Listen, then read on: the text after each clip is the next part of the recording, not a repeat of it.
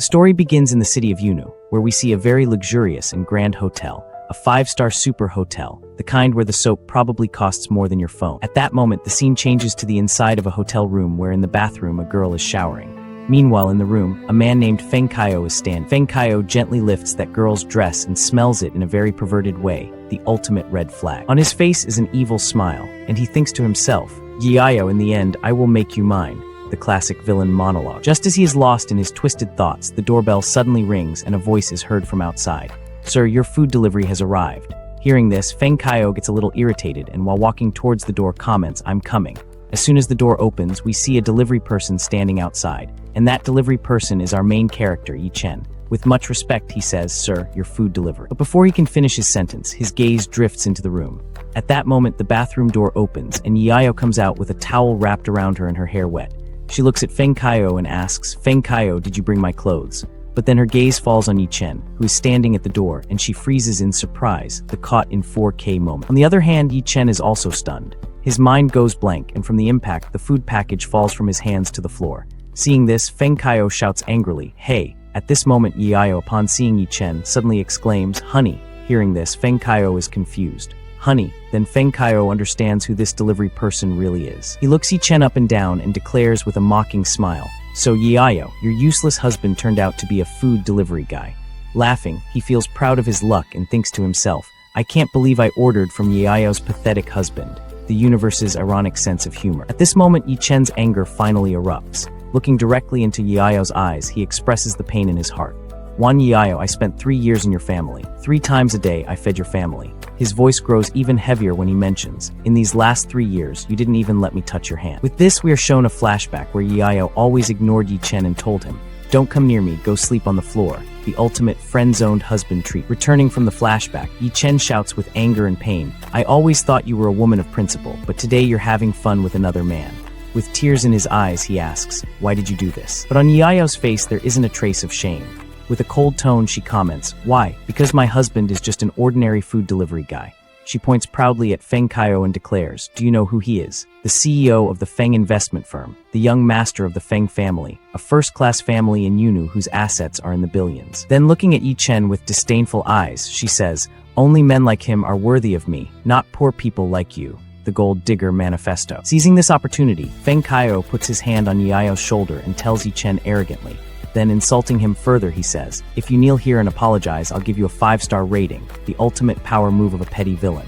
Hearing this, Yi Chen thinks to himself, "You two are so shameless just because you're rich." At this moment, Feng Kaio, moving closer to Yiayo, comments, "Yiayo, don't worry about him, it's just the two of us." But before he can finish his sentence, Yi Chen steps forward and with all his strength, grabs Feng Kaio's neck and shouts, "Stop, you damned animal." Feng Kaio begins to choke and screams in pain. "Ah, it hurts, let me go." Seeing this, Yiayo, on the contrary, starts yelling at Yi Chen. "Yi Chen, how dare you lay a hand on him?" And threatening him, she declares, "If you don't leave right now, I'll call security." At this moment, Yi Chen, seeing his wife protecting that man, breaks inside. Then Yi Chen remembers his past, where in a flashback his grandfather says, "This is the fiancée I chose for you." He thinks to himself, "When I first saw her, I thought I would have a happy life with her." But returning to the present, he thinks, all that was just my wishful thinking.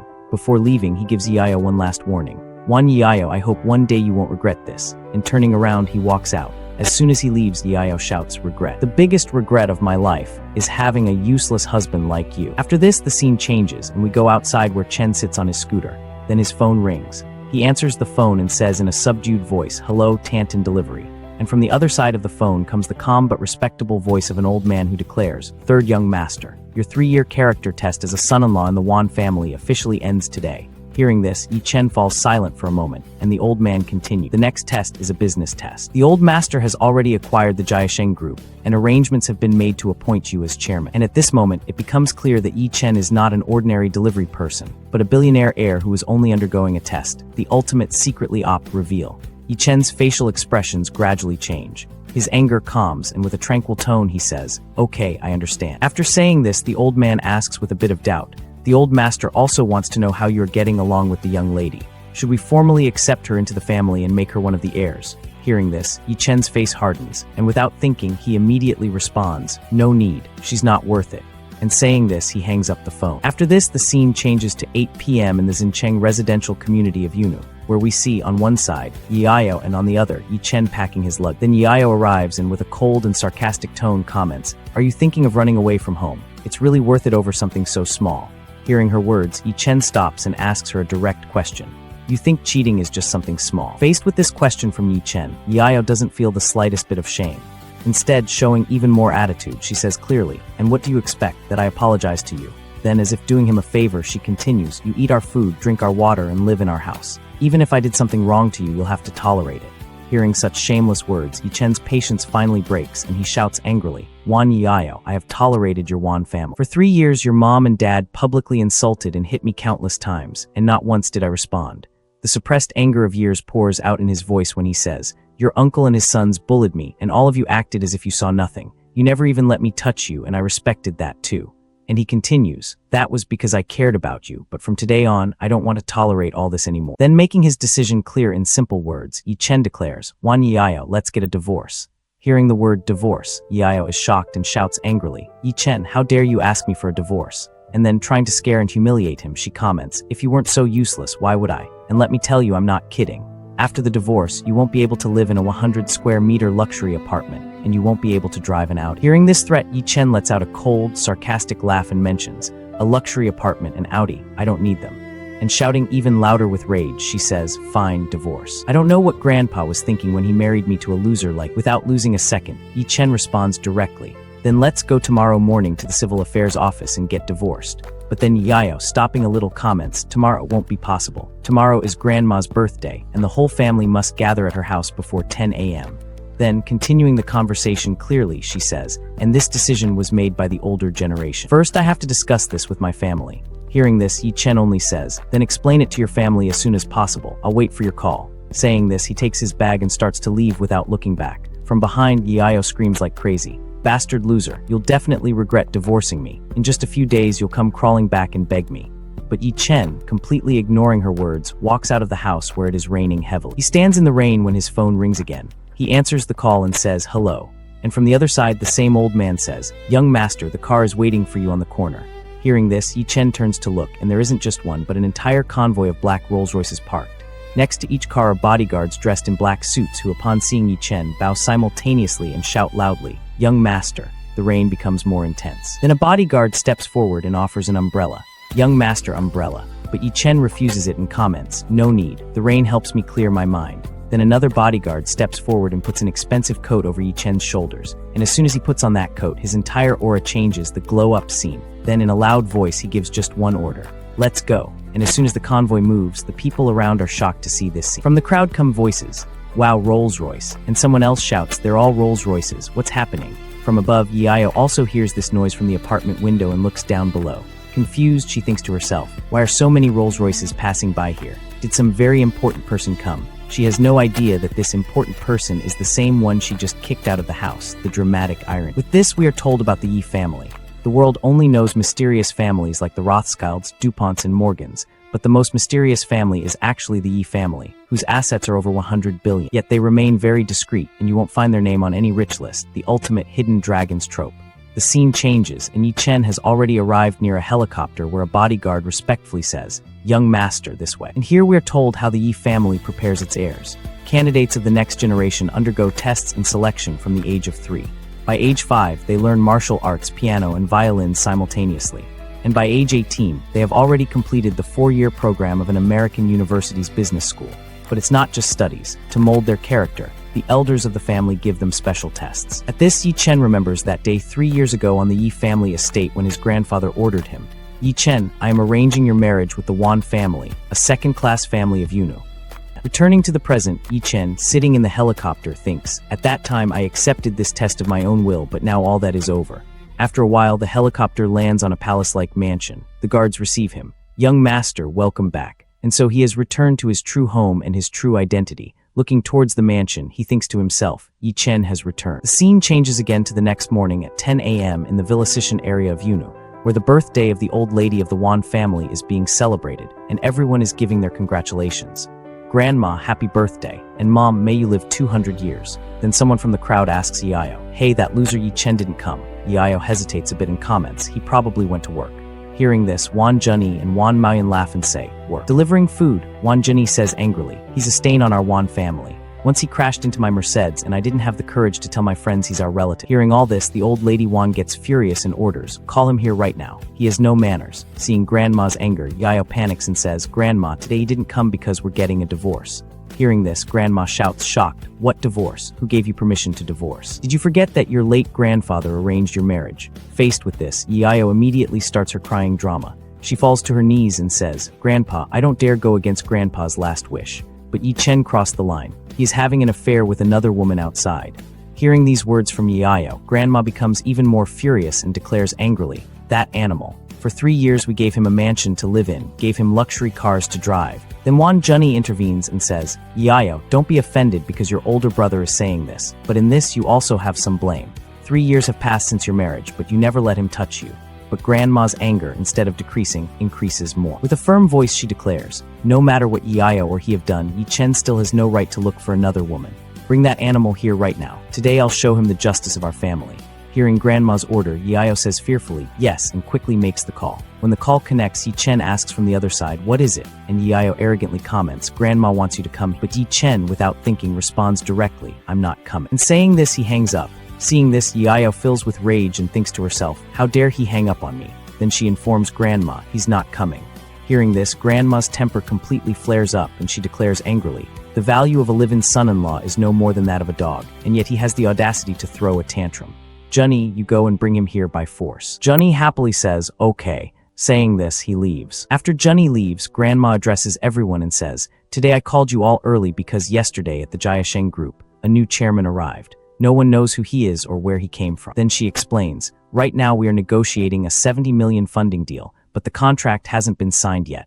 Everyone knows that our Dinshin real estate has always collaborated with the Jiasheng group. That's why building good relations with the new chairman of the Jiasheng group is the most important thing for the future of our Wan family." On the other hand, the scene changes where we see Yi Chen, and his bodyguard asks, a little confused, "Young master, why are you still wearing the delivery clothes?" Faced with this, Yi Chen responds in a calm tone, "Today is the last day of my contract as a delivery person. I want to finish what I started." And he thinks to himself that it's not yet time to reveal his identity. It's easier to see the enemy in the open when I'm in the shadow. Then suddenly his phone rings, and there we see Wan Junyi, who comes in his car to look for Yi Chen. On the call he says, "Hello Yi Chen, it's Wan Junyi. Where are you? Let's talk." And Yi Chen, without fear, responds calmly, "I'm delivering food in the Luyan residential community." Wan Junyi, with a cold laugh, says, "I'm coming there right now. Wait for me." And shortly after, Junyi brings his car at full speed. He arrives near Yi Chen and brakes hard. Then he rolls down the car window and says with an arrogant attitude, "Get in the car. Grandma wants to see you." Hearing this, Yi Chen, without stopping, responds directly, "Even if your grandma supports Wan Yayo, it's pointless. I'm getting a divorce anyway." Hearing Yi Chen's words, Wan Junyi gets furious and shouts angrily, "Are you crazy? My grandma is going to support you. She wants to give you family justice." Faced with this, Yi Chen calmly asks, "Family justice based on what?" Hearing this question, Junyi becomes even angrier and pointing his finger blames him. "Based on you looking for a woman outside. No matter what Wan Yayo is, she's still a member of the Wan family. You wronged the Wan family, so you deserve to die." Hearing this, Yi Chen slowly takes off his helmet and asks in surprise, "I look for a woman outside. That's what Wan Yayo said." And in the next moment, he can't contain his laughter and laughs out loud. Seeing his laughter, Junyi, annoyed, asks, "What are you laughing at?" Then Yi Chen's face becomes completely serious and he thinks angrily to himself, "Wan Yayo, that shameless woman. Even bullying has a limit." Seeing Yi Chen's changing aura, Junyi's heart feels a little fear and he thinks to himself, "What's happening? Why did Yi Chen's expression suddenly become so terrifying, as if a superior is looking down on everyone?" But then he convinces himself, "No, I'm definitely seeing wrong. How can this useless trash have such an aura?" Hearing this, Junyi opens the car door and gets out threateningly. "It seems your skin is itching again." And he advances to attack Yi Chen. "I'm going to beat you up." But before he can raise his hand, Yi Chen turns and delivers a powerful kick to his face, making Junyi scream in pain. "Ah," and with anger he says, "You trash, you dared to fight back." Saying this, he takes a knife from his pocket and shouts, "I'm going to carry out family justice for Grandma. I'm going to cut you and kill you." And saying this, he begins to attack quickly with the knife. Slash, slash, slash. But Yi Chen, with great ease, dodges all his attacks and with a precise hit strikes his hand, making the knife fall. Immediately after, Yi Chen unleashes a rain of punches, brutally hitting Junyi's face. In just a few seconds, Junyi falls to the ground and screams in pain. "Ow, ow." After leaving Junyi in a bad state, Yi Chen gives him a cold warning. "Go back and tell the Wan family that I am no longer their dog who comes when called and leaves when signaled. No one can give me orders unless I want it."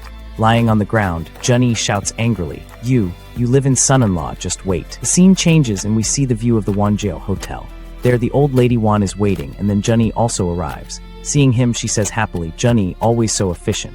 But then Junny staggers out of the car and cries, Grandma. Seeing Junny's swollen face, Grandma is shocked and asks, My good grandson, who hit you like this? Who beat you? Junny, crying, complains, Grandma, it was that useless husband of Wan Yeayo who hit. Hearing this, Junny's father, Wan Yeachin, who is standing nearby, turns red with anger and declares, That useless thing dared to hurt you. I want him dead. Then he says, Let's call the police, Grandma. Faced with this, Grandma, shaking her head, explains, This is a family matter. Don't worry. I'll definitely make him receive the punishment he deserves. If we call the police, this shameful matter will easily spread through the news. Then Grandma turns to Yeachin and orders, Yeachin, I know you have some friends in the underworld. Let them teach that animal a hard lesson and bring him back before me.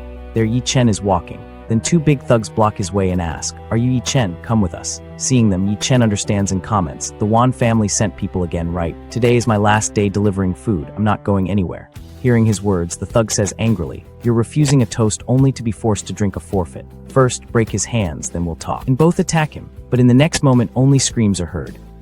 And after beating them all, Yi Chen checks his delivery bag and sighs in relief, saying, Luckily, the work wasn't affected. But then one of the thugs, with courage, gets up to attack from behind and shouts, Wait. Hearing this, Yi Chen, without turning, just throws a powerful punch backward, making that thug fly through the air and fall far away, lying there motionless. Yi Chen checks his bag again and says, Luckily, the food is okay. After this, he gets on his scooter and heading towards the next destination, comments, Only one last order left. Wan Yan nervously informs his mother, Mom, the professional fighters I hired were taken down by Yi Chen. The old Madame Wan is shocked and furious. Is there no one who can handle that beast? Nearby guests murmur in surprise. My God, could that useless live-in son-in-law actually be a martial artist? An elderly man nearby speaks up. Madame, Mr. Ma Kun, the general agent for 2&2 Delivery, has come to offer his birthday congratulations. Hearing the name, Yeachin says, Isn't he Yi Chen's boss? Mom, I have a good idea. Ma Kun enters holding expensive wine. He approaches respectfully. Madame, I heard you enjoy drinking. Here is a bottle of 1990 Romanée Conti for you. Happy birthday. I wish you a long and healthy life. Madame Wan accepts the gift, her face downcast. Thank you, President Ma. Ma Kun notices her mood. Madame Wan, what's wrong? You seem upset. Madame Wan takes a deep breath. President Ma, I'm afraid you'll laugh, but our Wan family is facing a serious domestic problem. Yeachin interjects. It's because of Yi Chen, the live-in son-in-law. Ma Kun is surprised. That live-in son-in-law cheated and hurt your young master. He thinks to himself, then laments aloud. It's a pity I don't have many connections here, or I'd teach that ungrateful fool a lesson. Yeachin quickly adds, No, President Ma, you can help. That wretch is your employee. He works for 2&2 Delivery. Ma Kun is stunned. Yi Chen is a delivery employee. A confident smile appears on his face. President Wan, leave this matter to me. Ma Kun immediately calls on his phone. Hello, Zio Li. Check employee Yi Chen's number and location. Good, assign him an order right now. Location, Grand Wan Hotel. 15 minutes later, Yi Chen arrives outside. He calls, Mr. Ma, your delivery is here. I'm at the hotel entrance. Ma Kun's voice is cold. Bring it inside. Yi Chen grows suspicious. This is the Wan family's venue, he says politely. Hotel policy doesn't allow couriers inside. Please come out to collect it. Ma Kun replies, Fine, wait there, and hangs up. Outside, Yi Chen hears multiple footsteps. Damn, this is a trap. Ma Kun emerges with Madame Wan and the whole family.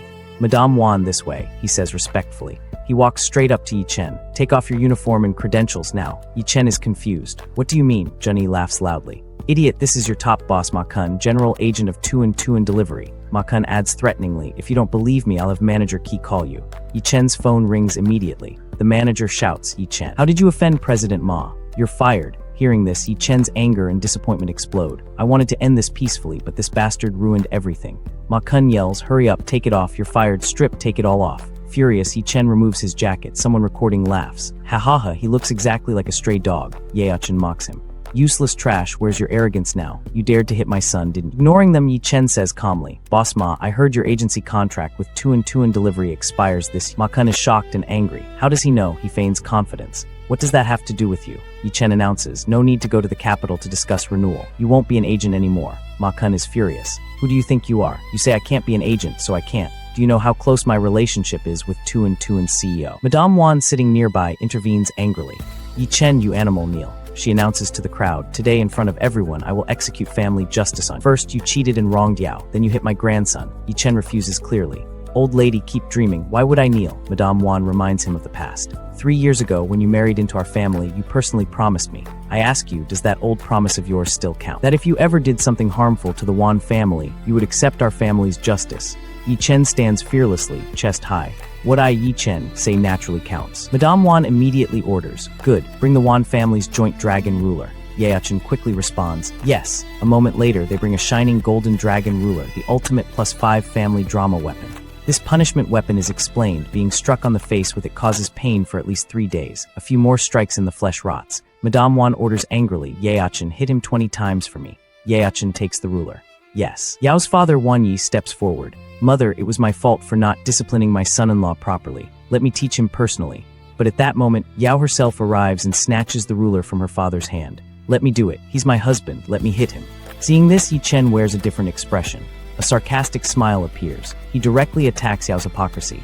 First, you cheated and then framed me for cheating. That wasn't enough. Now you want to slap my face too. He doesn't stop but elevates his sarcasm. Wow, what a good wife. I really married a once-in-a-century virtuous wife. The ultimate backhanded compliment. Hearing this bitter truth, Yao's face turns red with anger. But in the next moment, to satisfy her ego and show power, she announces loudly, he is my husband. If anyone is going to hit him, that right is mine alone. She justifies this to herself. Just as she's thinking this, the scene suddenly changes. Junny, standing nearby, lunges forward and snatches the dragon ruler from Yao's hand. His anger is out of control. His face red, he shouts at Yi Chen, you damn dog. As soon as the weapon is in his hand, Junny's confidence soars. He advances on Yi Chen with full force. How dare you hit me? Watch me ruin your face today. He swings the ruler through the air. But before it hits Yi Chen, there's a twist. Yi Chen, with lightning speed, catches Junny's wrist in midair. Before Junny can react, Yi Chen counterattacks, planting a powerful slap directly on Junny's face. The slap is so forceful Junny screams in pain. The talk shit, get hit principle in action. All the guests are shocked. No one can believe the Wan family's live-in son-in-law actually raised a hand against the Wan grandson. People begin to murmur. Oh my god, what just happened? Seeing her grandson hit, Madame Wan's anger peaks. She shouts, do you have any idea how many department heads and directors are here? She threatens him. Those people can have you arrested on the spot and thrown in jail. Despite the grave threat, Yi Chen stands completely relaxed, his mind cold. I believe all the guests here saw clearly. It was Wan Junny who attacked me with a weapon first. I was only defending myself. A guest steps from the crowd, complicating things. But you just said you were willing to accept the Wan family's justice. Yet when it was time for punishment, you went back on your word. Is that fitting for a man? Others support him. Absolutely right. This guy isn't trustworthy. Yi Chen interrupts them, stating his condition. I am willing to accept the Wan family's justice, on the condition that I have actually done wrong. Hearing this, Madame Wan explodes. You sought women behind Yao's back and hit my grandson. Isn't that enough? Now Yi Chen's patience ends. He puts the truth before everyone. In these 3 years, I loved Wan Yao with all my heart. My attention never strayed. Then he shouts, I'll tell the real truth. The one who cheated is your granddaughter. Yesterday, she took a room with Feng Xiao at the Yihua Hotel. You can check the room records if you want. Hearing the name, an uproar breaks out in the crowd. Everyone is surprised, talking all at once. Feng Xiao, the second young master of the Feng family. Someone else says, I heard long ago the Wan family was looking for a Feng son as a son-in-law. Seems it's true. Gossip spreads. Seeing her reputation trampled, Yao gets nervous and immediately starts covering up. She tells her grandmother and everyone, don't listen to his nonsense. Yesterday, I met Feng Xiao only to discuss business. She defends herself with logic.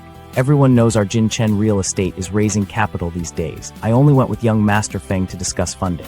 Yi Chen immediately counterattacks. To discuss business, you needed to get a hotel room. To talk, you needed to use a towel. He points at the crowd. Do you take everyone here for fools? The atmosphere is heating up when suddenly some people looking toward the door shout, Hey, young Master Feng has arrived. Another man laughs. Perfect timing. We speak of him and he appears. Feng Xiao arrives and asks, what's going on here with everyone? Seeing Feng Xiao, Yao runs to him, acting the poor victim. Young Master Feng, this live-in son-in-law is forcibly accusing me of having an affair with you. She makes a request. Quick, tell everyone I really only went to discuss business with you yesterday. Hearing Yao's words, Feng Xiao boils with anger inside. This useless freeloader actually exposed my affair with Wan Yao in front of so many people. But outwardly calm, he addresses the crowd. Please, everyone, don't pay attention to this useless Yi Chen's words. Yao and I are innocent. He explains, yesterday, she only came to deliver a document to me. Then, with total arrogance, he turns to Yi Chen and challenges him. You're saying I'm having an affair with Yao. Do you have any evidence? A video? A photo? Saying this, he feels happy inside because he knows the evidence has been deleted. Let's see what this live-in son-in-law has to say now. To make his argument stronger, Feng Xiao creates a new story in front of everyone. He draws the crowd to his side. Who would have thought his attitude would be so terrible? He threw my ordered food on the ground. He concludes, "That's why I gave him a 1-star rating. That's the only reason for his anger." To prove his point, he immediately points out Ma Kun in the crowd.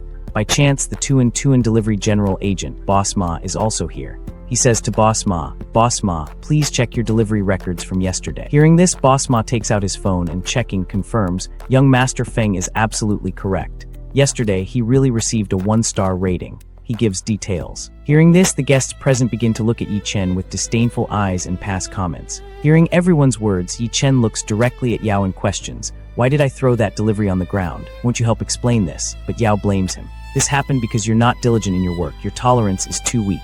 Hearing this from her mouth, Yi Chen starts laughing heartily. He laughs, then throws an indirect remark. "Wow, what a thing, not diligent in your work. What tolerance?" Then he laments in his mind. "Yi Chen, what hopes do you still have for this self-interested woman?" After this, he gets serious and asks in front of everyone, "You all say I sought women outside. Do you have any proof?" Hearing this, Madame Wan looks questioningly at Yao, who fearfully shakes her head in denial. With no proof, Madame Wan changes the subject. "Since none of you have proof, then let's end this matter here. But the fact that you hit my grandson cannot end just like that." Hearing this, Yi Chen responds, "He attacked me with a knife at the entrance of the Lu Yuan residential community." Giving logic, he mentions, "There are cameras there, and the community security can also testify. I was only defending myself within the legal framework." He challenges directly, "If you want to pursue this, let's call the police. If I go in, I guarantee he won't escape consequences either." Hearing this, Madame Wan is enraged and throws an indirect remark. "Fine, 3 years eating my Wan family's bread, you've become quite capable, haven't you?" Angrily, she asks, "After hitting my grandson, the next step is to hit me." But hearing this, Yi Chen says calmly, "Madame Wan, I have always respected you." Making a promise, he mentions, "I promise you, as long as Wan Zhenyi doesn't provoke me first in the future, I will have no problem with." Then he makes his final demand. "I only have one request. I hope you will permit me and Wan Yao to divorce." Hearing the word divorce, Madame Wan declares, "Fine, that's just fine." Then she announces loudly, "Friends, everyone knows 3 years ago my family took in a live-in son-in-law. This marriage was arranged by my late husband. In these 3 years, although Yao was unhappy, she continues her speech. To fulfill the elder's last wish, Yao's parents spoke to me several times about divorce, but I refused each time." Hearing this, murmurs break out among the guests. Then she continued, "My granddaughter Yao is considered the #1 beauty of Yun City by everyone's affection. I don't need to say who is worthy of whom." Then she announces her final decision. "Today, this Yi Chen hit my grandson and slandered my granddaughter and our family friend Feng Xiao." She shouts clearly, "I have decided I will no longer respect my late husband's last wish. I announce that Yi Chen, from now on, is not my Wan family's son-in-law. From this moment, he is expelled from my Wan family. The ultimate, you can't fire me, I quit, but reversed." Hearing this, Chen orders a waiter. "Waiter, serve drinks to everyone for the celebration." After that, the atmosphere changes. The waiter serves wine to everyone, and as expected, happy for the Wan family's decision, all the guests begin to congratulate. "Congratulations, Madame Wan. Congratulations, Yao." Everyone says in unison, and a strange kind of joy spreads in the air. Amid this celebration, Wan Yao's mother steps forward, capturing attention. "Thank you, everyone. By the way, I want to give you all some good news." Declaring with much pride, she says, "Our Yao and Yi Chen have slept separately for the last 3 years. He hasn't even touched our Yao's hand." Making the matter even clearer, she emphasizes, Yao is still a virgin. At this point, hearing these words from her mother, Yao blushes red with embarrassment. "Mom." But hearing this, Yi Chen thinks to himself, "This is nothing more than business." He analyzes, "This is Wan Yao's choice, to be valued by the family as some kind of commodity so that in the end the highest bidder can buy her." The meaning was clear. By proclaiming her virginity, they were increasing her market value, the ultimate for sale sign. After this, Yi Chen also takes a glass of wine that's there, but not to drink. Extending the glass toward Yao, he passes one last sarcastic comment. "Wan Yao, congratulations. Finally, you can find a man who matches your stature." Hearing this, Yao returns to her old arrogance. She feels Yi Chen is still afraid of losing her, so arrogantly she declares, "If you kneel and beg me now, then maybe I'll ask Grandma not to give you the divorce for now." Hearing this, Yi Chen responds, full of anger and hatred, clarifying her misunderstanding. "You cheated on me, and on top of that, you want me to kneel and beg you." The matter returns to the same point. In Yi Chen's gaze, no respect for Yao remains. He then turns the wine glass over and pours all the alcohol onto the floor, a direct insult, and continues saying, "You are not worthy of this." Seeing this attitude from Yi Chen, Yao's anger reaches the 7th heaven. She can't believe the person who until yesterday obeyed her every word is now rejecting her. She thinks to herself, Yi Chen, this vile and disgusting man, has gone crazy today. He's rebelled directly. Grandma, just giving him the divorce would be a great escape for him. We can't let him go so easily. He humiliated us. Zhenyi, standing nearby and already upset with Yi Chen, also seizes the opportunity and supports her. Then, addressing all the guests present, she shouts loudly for all to hear. Listen, everyone, this Yi Chen has wasted 3 precious years of my granddaughter's youth and moreover hit my grandson. He took advantage of our trust maliciously. Everyone here today are big shots from various industries in Yun City. You all have status. So I ask all of you, please help me and cut off every single one of his means to make a living. He must realize what the result of opposing us is, the classic, ruin his life villain speech. Hearing old Madame Wan's words, murmuring begins. People start talking amongst themselves in surprise. Interrupting the discussion, Feng Xiao steps from the crowd. Not wanting to miss this chance to look good in the Wan family's eyes, he announces, representing the Feng family, I am ready to support the Wan family.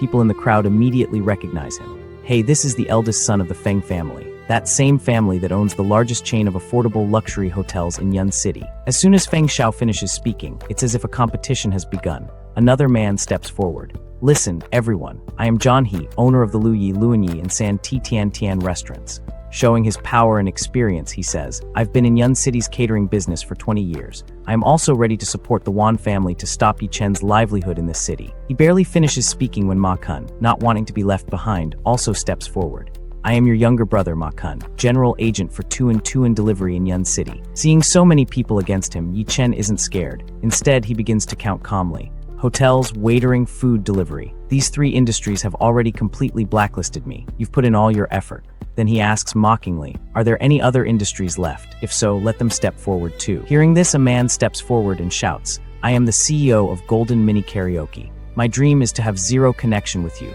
No karaoke or bar in Yun City will have a place for you in the entertainment industry, blocking the fun employment. We need to block this path too. She asks the crowd, who among you can also close off this path? Who has influence over all the rich people? Hearing this, the hall suddenly falls silent, and people begin to murmur.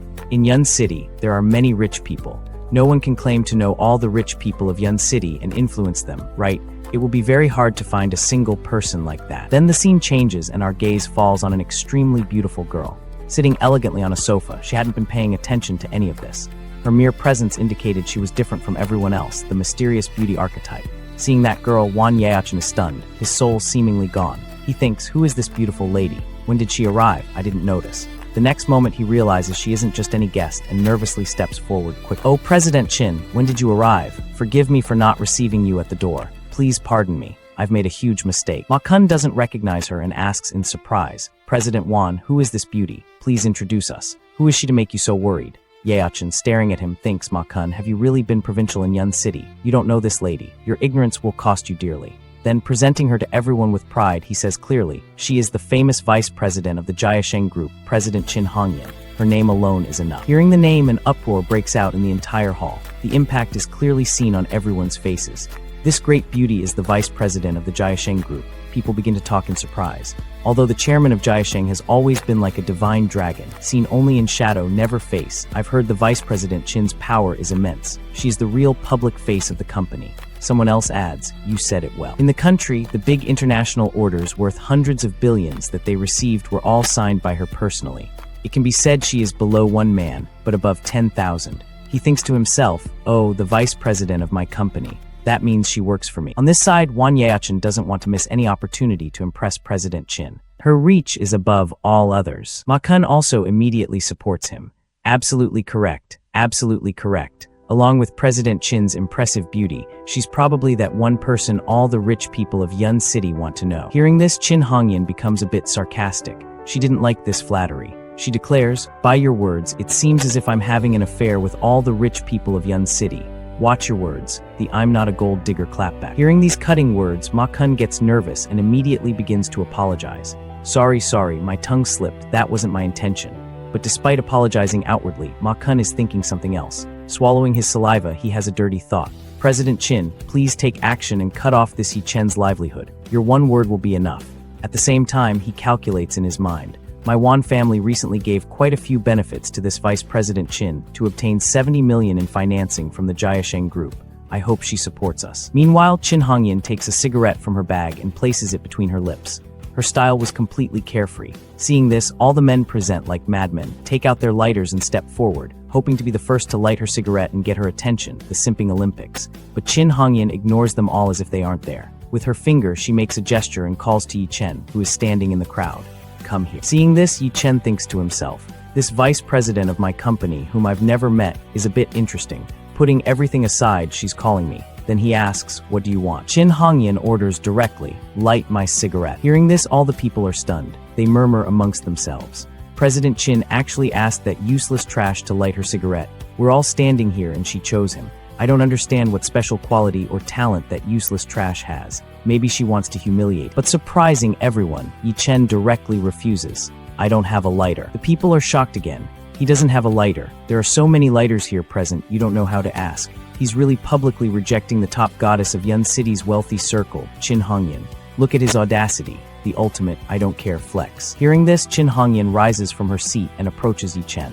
On her face, there is nothing but something more. Getting very close, she asks, name. Hearing this, Yi Chen asks, what name? Chin Hongyan emphasizes again, your name. Yi Chen says in an irritated tone, can't you hear well? Didn't Wan Yaochen just say my name is Yi Chen? Why do you need to ask over and over? Hearing this, Wan Yaochen shouts angrily, you don't have permission to disrespect President Chin. Know your place. But Chin Hongyan, raising her hand, signals for him to be quiet. She was liking this attitude from Yi Chen. She gets even closer to Yi Chen, so close the distance between them becomes almost nothing.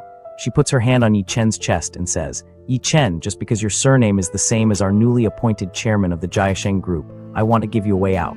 Take advantage of this coincidence. She looks him up and down and slowly says, looking at you carefully, you actually look quite good. You have something about you. Then she makes an offer that leaves everyone shocked. Listen to my request, and then I'll let you become my personal bodyguard. How about it? Hearing this, an uproar breaks out in the entire hall. People exclaim, President Chin is trying to save that guy Yi Chen. We want to ruin him, and she's giving him a job, becoming the personal bodyguard of such a great beauty. Could it be President Chin's heart has fallen for that guy? This is a change of fortune. Yao, standing far away and seeing all this, burns with anger and confusion. She doesn't understand why this great lady is saving the man she wants to cast out. What does this Chin Hongyan mean? Amid this uproar, a bell rings in Wan Yaochen's mind. Suddenly impacted, he realizes the new chairman's surname is also the same as this guy's. Without wasting time, he immediately asks, the surname of the new chairman of the Jiasheng Group is also Yi. He can't control his curiosity. To confirm the matter, he continues, President Chin, may I know the full name of Chairman Yi? Hearing this direct question, Chin Hongyan becomes a bit defensive. The truth was she herself didn't know this, but hiding her ignorance and showing confidence, she says, I'm sorry. Chairman Yi for now doesn't want many people to know about, but Chin Hongyan, who appears confident on the outside, is scared inside and thinks, I myself don't know the name of that mysterious new chairman. If they find out, it will be a joke. Seeing her condition and mask of confidence, Yi Chen smiles inwardly and thinks, she definitely doesn't know my identity, or else she wouldn't have asked me to light her cigarette earlier. Understanding the situation, Yi Chen asks directly, President Chin, how do you plan to arrange my livelihood? In response, Chin Hongyan, without any qualms, sets a condition and declares, as long as you kneel and apologize separately to old Madame Wan, to Wan Junyi, and to your wife, I am willing to intervene and save. After that, I'll hire you as my personal bodyguard with a salary of 200,000 a year. Hearing her offer, comments begin among the people present. People start murmuring. President Chin is trying to save that guy Yi Chen. Why? Someone calculating in surprise mentions, just by bowing and asking for forgiveness, he'll be saved from the blacklist and also become the personal bodyguard of a beauty like President Chin. This wretch will definitely say yes. Hearing all this, the anger of Yao, standing far away, increases even more. She thinks, what's wrong with this woman? She's constantly defending Yi Chen. She immediately goes to her grandmother and complains. Grandmother, President Chin is trying to go against you. But old Madame Wan's reaction is completely unexpected. Instead of getting angry, impressed by Chin Hongyan's shrewdness, she comments, this woman is a player of a very high level. It's no surprise she's vice president of Jiasheng at such a young age. Explaining the situation there, she says, look, she doesn't bother anyone easily and can make any man become her admirer and feel grateful. Now everyone thinks Yi Chen will take this golden offer with open hands. But then Yi Chen's face becomes completely cold, and without any doubt, he responds directly, I refuse. Hearing this direct answer, Yao's eyes fly wide open. Chin Hongyan can't believe what she's hearing. She shouts in anger and frustration. Say that again? In her mind, she couldn't digest this. This little live-in son-in-law actually rejected me in front of everyone. Then suddenly the scene takes a turn. Yi Chen quickly steps forward and getting very close to Chin Hongyan, grabs her ear. Pulling her ear, he shouts loudly, I said I refuse. Seeing this, Chin Hongyan screams in pain.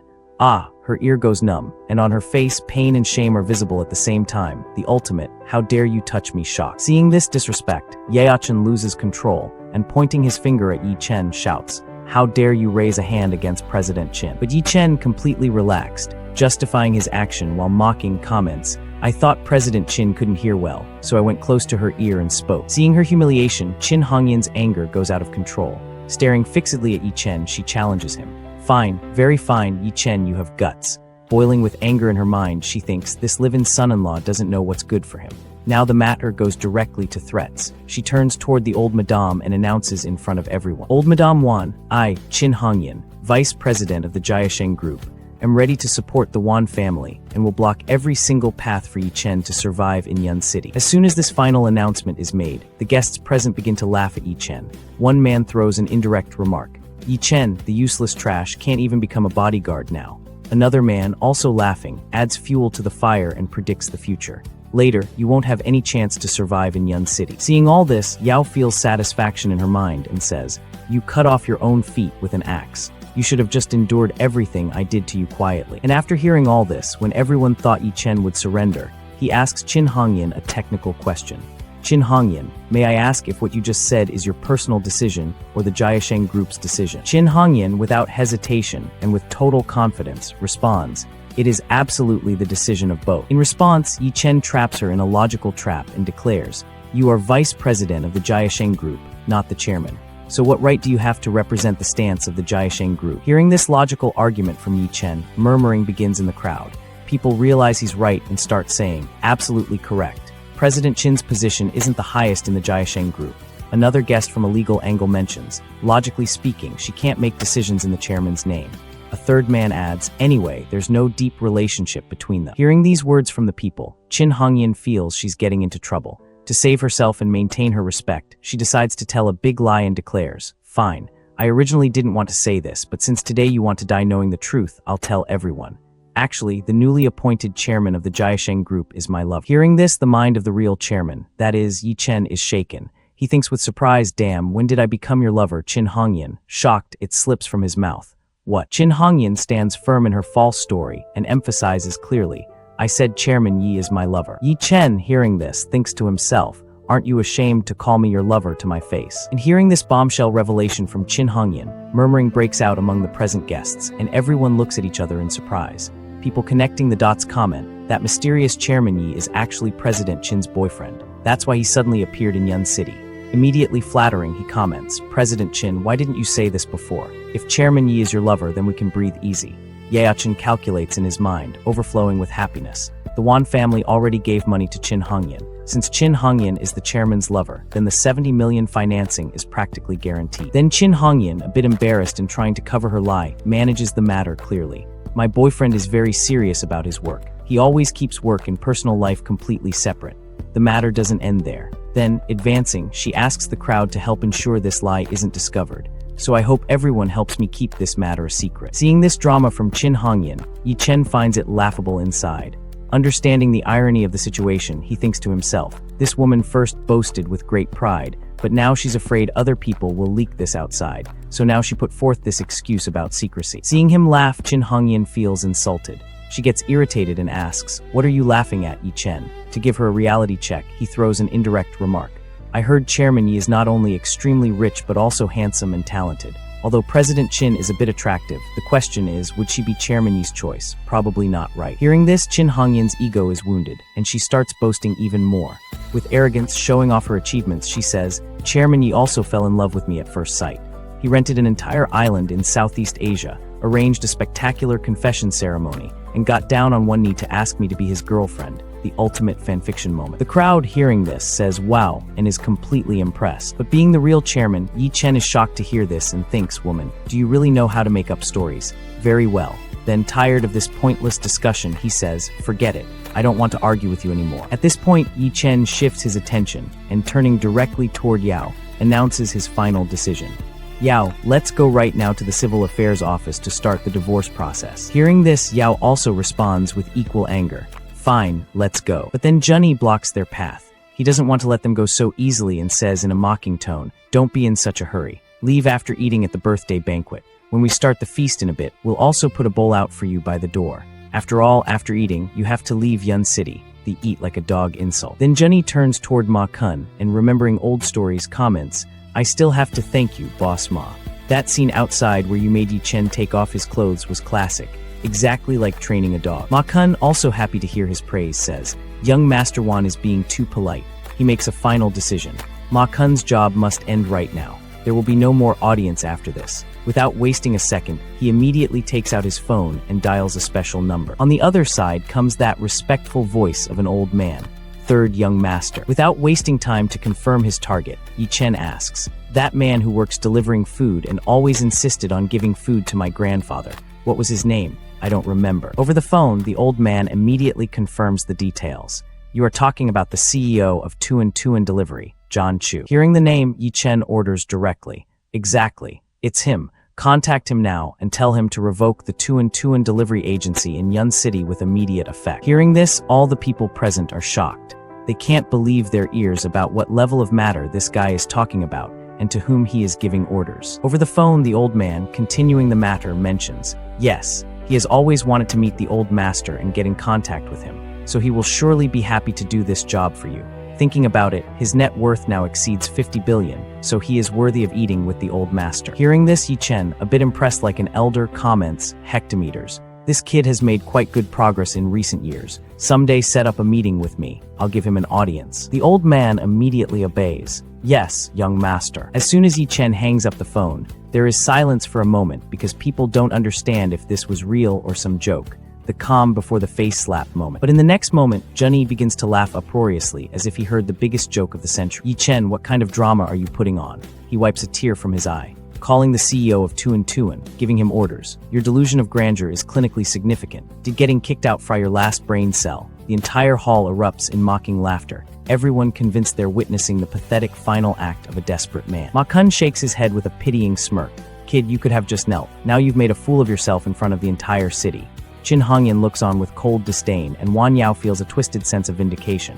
"This is what you get for defying me," she thinks. "Your grandfather is just a farmer. The CEO has billions in wealth. Would he eat with your grandfather? Damn it, are you living in some dream?" He also stares at Yi Chen with anger. He feels all this is just for attention and comments. "How disgusting you are. If you have no capability, then you have none. Why put on this drama?" But on this side, Qin Hongyan, who is standing there, has her eyes fixed on Yi Chen. She isn't sweeping her gaze like the others, but is thinking something profound. Then suddenly cutting through the atmosphere, Ma Kun's phone rings. Ma Kun looks at the screen and excitedly shouts, "It's the CEO." He immediately answers the phone and begins to flatter him. "CEO, I was just thinking these past few days about calling you so we could discuss the contract renewal." But from the other side of the phone comes the CEO's voice, full of anger, shattering all illusions. "I'm calling specifically to inform you that your agency rating in Yun City has been revoked." Hearing this, the ground vanishes beneath Ma Kun's feet. He doesn't understand what happened and falls into deep shock. And friends, the chapter ends here. Until then, goodbye. The ex-boss instantly turns pale, his face doing that classic manhwa whiteout like a printer running out of ink, and a cold sweat starts to drip down his face as he hears the terrible news. Desperate, he looks at the guests, his internal monologue screaming that he can't be embarrassed in front of so many important people. This wasn't in the villain's script. So the scumbag starts talking loudly, lying to everyone that the contract was renewed for a fee of 8 million, his voice the confident boom of a final boss who hasn't seen the health bar above his head. While the voice on the phone says the partnership is over, Mackin keeps pretending they're going out for drinks to celebrate, hitting the emotional range of a bad K-drama actor.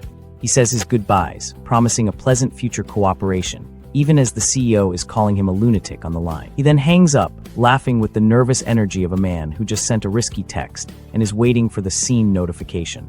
Our protagonist sees right through the pathetic act the man is putting on, feeling the second-hand cringe so hard it's a physical sensation. Mikin then turns to the other guests and assures them with a straight face that the deal is totally sealed.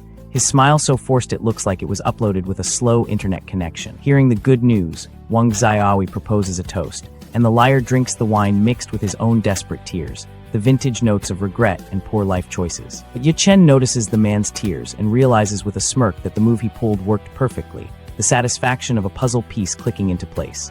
The vice president finds the tears odd and asks if he's okay, her tone the polite concern you, use for a stranger with food in their teeth. But the man makes up an excuse that the strong drink went down the wrong way, the oldest lie in the book, right after I'm fine. At that, our hero crosses his arms and asks point blank why he doesn't just tell everyone that he lost the agency, his voice cutting through the awkward silence like a skip butt. Furious at being exposed, Mackin yells that the headquarters took over and says it has nothing to do with the young man. deflecting like a pro at a corporate dodgeball game. Our protagonist doesn't even care about the accusations, and calmly says he won't waste time arguing because he knows the truth. His chill vibe the exact opposite of the chaotic energy in the room. Makun is sweating bullets, but the guests doubt that a useless live-in son-in-law would have the power to take down an entire agency, their logic following the usual weak-looking guy is weak trope. However, Kun Hong Yin becomes thoughtful, staring at the young man suspiciously and wondering if he could actually be someone powerful, his detective mode activating like in every mystery manhwa ever. Right after, Gio steps forward to calm things down, assuring everyone that her ex-husband is just a country bumpkin with no influence, the tell in her voice as clear as a tutorial pop-up. She continues to humiliate the young man, saying that if he knew important people, he would never have allowed himself to be treated like a dog, a line so cliché it should come with its own background music. The matriarch agrees, laughing at the situation as she believes young masters are too spoiled to endure so much hardship, her chuckle the sound of a VIP reader who thinks she knows the whole plot. Trying to save face, Makun shows off a super expensive bottle of wine, but is interrupted by the waiters calling everyone to eat, his big moment ruined by the universal signal for "shut up, food s here." Watching that scene, our hero realizes how materialistic the family is and understands perfectly why he was betrayed, the revelation hitting him with the subtlety of a chapter title card. At that moment, the head chef announces that the banquet is about to begin and asks everyone to proceed to the main hall. As they walk, Gia whispers for him to wait until after dinner to make the divorce official so as not to ruin the party, her priorities as clear as a menu. With little choice, the protagonist sits alone at a table in the back, deciding to wait until everyone has finished eating, the classic protagonist in the corner shot. Suddenly, a female guest next to him makes a scene just because her spoon touched his, acting as if he were trash, her drama level set to extra. Chen ignores the drama and notices the dish being served is pepia soup, famous for helping with the growth of certain assets. With an appraising look, he comments that she probably doesn't need to have any, leaving the woman furious and confused. The woman stands up indignantly, but the young man just glances at her generous assets, indicating she's already well-equipped, his deadpan delivery the final blow. In doubt, the woman changes her tune and tells him to just have the soup himself, pretending she said nothing, but thinks he's annoying for not even looking at her face. A moment later, she runs to her grandmother and complains that Chen shouldn't be allowed to eat there, claiming the useless son-in-law didn't even bring a birthday present and has no right to be at the banquet. The woman continues to be a pain, stating that the family needs to have some integrity and they'll only process the divorce after the meal, but insists on pointing out that it's the 18th birthday and the guy showed up empty-handed, her nagging a constant buff effect. Our protagonist listens to it all in silence, reflecting that if it weren't for the matriarch's insistence on forbidding the divorce for 3 years, his mission would have failed long ago. So he's actually grateful for that absurd rule, the ultimate task failed successfully moment. Since today is the day he officially leaves the family, Yin decides he should give something in return and takes out his phone, calling a subordinate to prepare a gift and have it delivered to the hotel immediately, the casual power move of a hidden op character. Seeing him on the phone, Jia Yao scoffs, asking if he found his conscience in the trash, and arrogantly warns him that the Wang family won't accept whatever cheap junk he has delivered in front of everyone. His wife continues to humiliate him, telling him to stop embarrassing himself since he's just a freeloader, and even offers to send someone to buy something decent for him, to pretend he gave to the grandmother just to save face, the offer as backhanded as a compliment from a rival. However, our hero keeps eating calmly, ignoring her yelling, which makes the woman furious, shouting and asking if he's gone deaf, her voice hitting that high-pitched note of pure frustration. But the young man doesn't even bother to look up from his plate, his focus legendary. 10 minutes pass and a simple delivery man in a yellow helmet rushes into the hotel's luxurious lobby. A staff member stops the man at the entrance, saying it's a private party and outsiders aren't allowed. But the guy humbly explains he's just there to deliver a birthday present and then he'll leave, his politeness a bright light in a sea of arrogance. Faced with the situation, the delivery man looks around a bit lost and politely asks who is celebrating their birthday today so he can deliver the package to the right person. Wang Xiaoyi stands up thinking it's food, his brain permanently in snack mode. The man explains that he met a Rolls-Royce owner on the road who gave him $500 just to bring that package to the hotel as fast as possible, a side quest with a great reward. Hearing the words Rolls-Royce, the arrogant cousin immediately assumes the gift is from some big shot for his grandmother, and with a greedy smile extends his hand, telling the delivery man to hand over the package immediately, his eyes turning into dollar signs. Curiosity fills the hall to see what's inside the mysterious box brought on the orders of a millionaire, the suspense building like a loot box animation. And Wang Xiaoyi carefully opens it, expecting to see something impressive. When the lid opens, a green light shines brightly, and he breaks into a cold sweat, completely shocked to realize it's an extremely exquisite and valuable piece of ice jade worth a real fortune.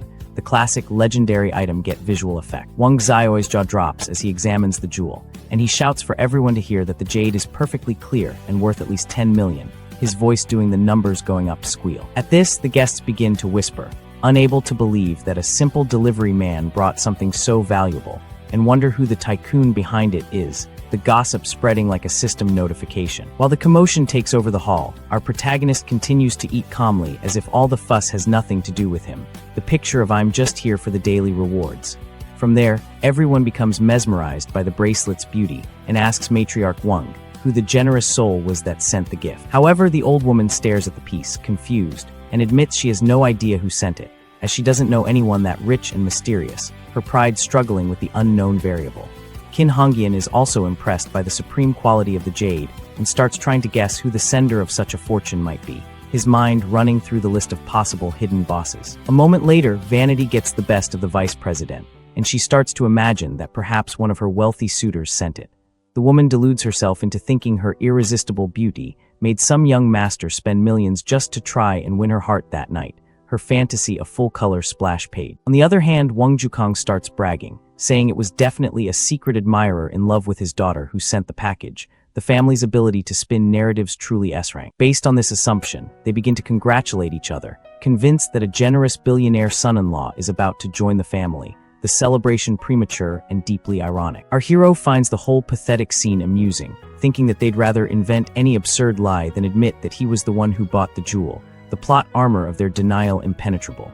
He then wipes his mouth, stands up from the table, and asks his wife if she's done eating so they can get out of there. With that, Ye Chen announces that he has delivered the promised gift and now demands they go straight to the registry office to finalize the divorce immediately, dropping the truth bomb like a special episode cliffhanger. Zhao's eyes go wide with confusion, and she questions when he ever delivered a gift since she didn't see him lift a finger all night, her perception check failing critically. So the protagonist points a finger right at her grandmother and reveals in front of everyone that the $10 million bracelet is his gift.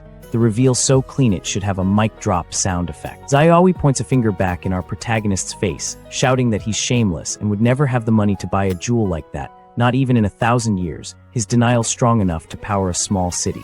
The cousin continues the drama, telling Jie Yao not to let her husband embarrass himself, claiming it was definitely a rich suitor who sent the gift, clinging to the delusion like a lifeline. With that, the wife hastily pulls the young man along, saying they need to rush to the registry office because she can't stand being married to a loser for one more second, her urgency that of someone trying to close a pop-up ad.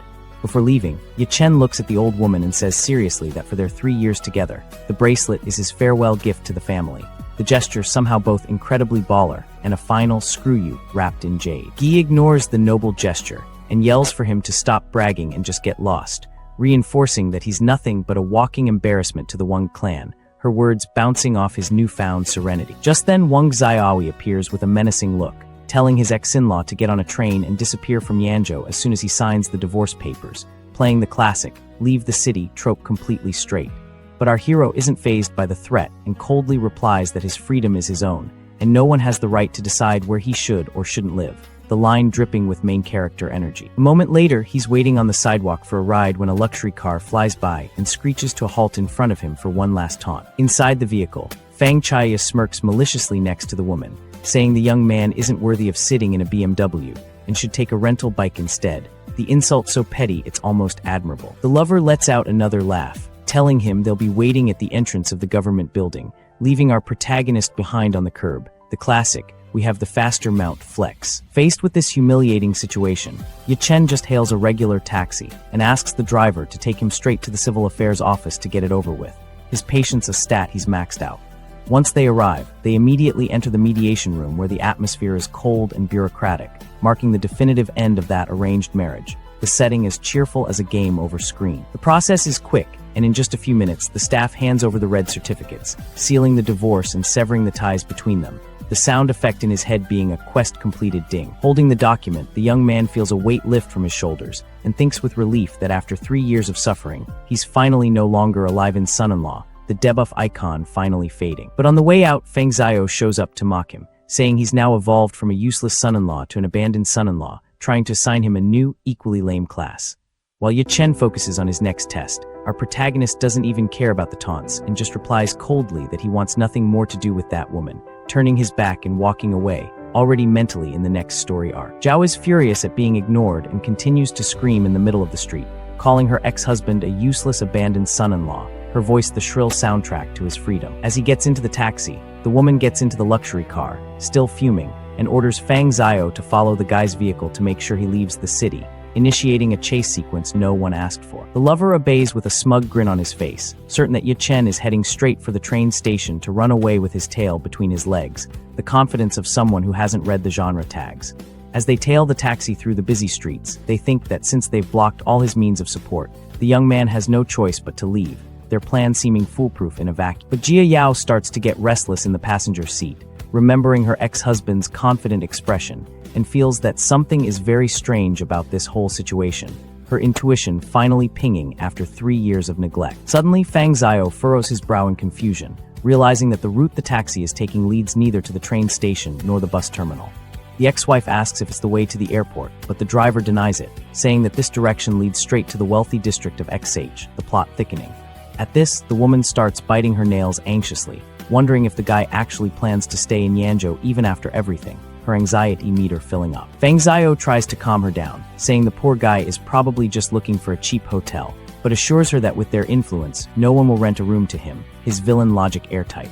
10 minutes later, the taxi stops in front of the luxurious Four Seasons Hotel at Westlake, leaving the pursuing couple completely baffled, their confusion as delicious as a victory cutscene. Seeing our protagonist walk up the entrance stairs, Fang Zhao scoffs, saying he definitely only went there to apply for a job as a waiter or janitor, his imagination limited to the NPC roles.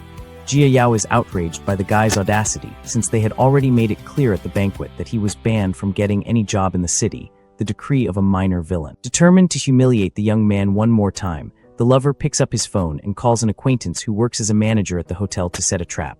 The classic, "I know a guy" move. The man then orders the manager not to hire a guy named Ye Chen, who just walked in, thinking he's destroying our hero's life, his smile that of a job well done. However, the lover's expression changes drastically when he hears the manager's response, and he shouts in surprise, making Gio ask in fright what went wrong, the record scratch moment audible.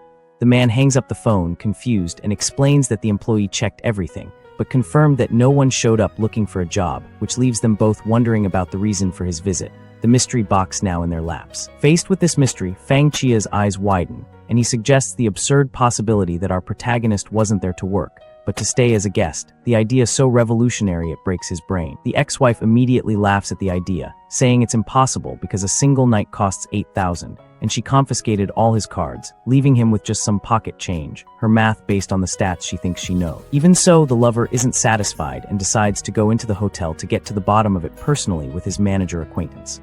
Arriving in the lobby, they receive the bombshell confirmation that Yachin did indeed check in and even paid in advance for a full 7-day stay.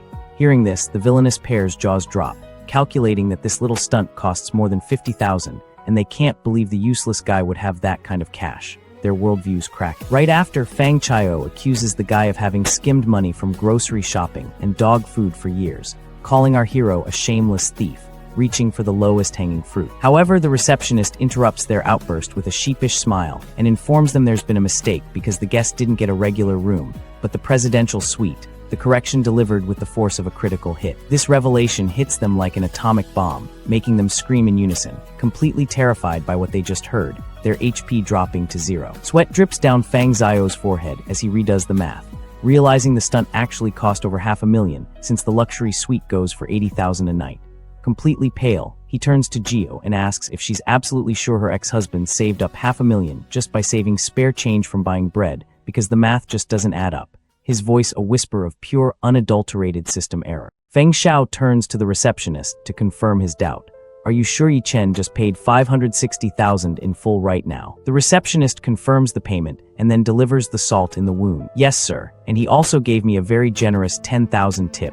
My rent is paid this month thanks to your ex-brother-in-law." Yao's anger explodes. "How dare you keep that tip? That money all belongs to my Wan family, understand? That's ours by default." Feng Xiao tries to calm her down logically. Now is not the time to cry over a tip. The real question is, where did he get so much money? Even if he skimmed grocery money for 3 years, he could not save $1 million. This math ain't mathing. Yao thinks for a moment and then a light bulb goes off. Wait, He used to follow my grandmother's house to take care of her dog. She has many valuable antiques. Could it be he took one or two and sold them, like some kind of antique heist protagonist? Feng Xiao agrees. That must be it. Call your family and tell them to check if anything is missing. This is giving major red flag energy. Meanwhile, at the Wang Hotel banquet hall, President Tang and the other important guests still haven't left. Everyone is waiting to catch a glimpse of the mysterious person who sent that expensive bracelet. Qin Hongyan grows restless watching the door. She thinks to herself that even with traffic, the gift sender should have arrived by now. A disturbing thought crosses her mind. Could it be that Yi Chen really sent that bracelet? Now that would be too much plot twist. Yao's mother's phone rings. She answers and hears Yao's frantic voice on the other end.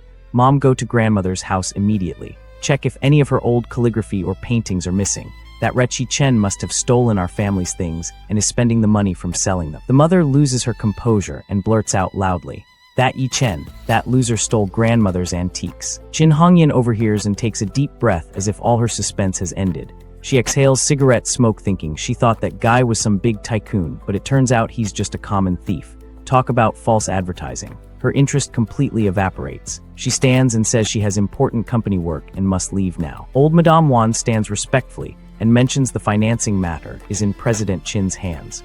Qin Hongyan tells her not to worry and leaves. As soon as she goes, the other guests understand the mysterious tycoon isn't coming, and they all begin to leave like NPCs ending a side quest. When the crowd disperses, old Madame Wan asks angrily what Yao said. She learns that Yi Chen booked a presidential suite at the Westlake Hotel for a week and spent nearly 600,000 there. They suspect he got the money by selling antiques. Old Madame Wan explodes and pounds the table, cursing that son-in-law. But she controls her anger, remembering the bracelet guest still hasn't arrived. She divides the family, sending some to check her house while she and others stay to wait longer. Multitasking queen. At the Villa, Cao and Yao's parents begin searching. Cao suggests they split up, with the uncle checking the ancient calligraphy room while he checks another room. After 20 minutes of searching, they find nothing missing. Cao thinks, deeply calculating that nothing valuable was stolen from grandmother's house, which means Yi Chen didn't steal anything. His brain is doing math. Cao's hatred dominates him. He doesn't want to give Yi Chen a clean slate, so he lies and tells his uncle to check again. As soon as the uncle leaves, a horrible plan comes to Cao's mind. He goes to a shelf and picks up a very expensive watch worth over 5 million that his grandfather used to wear.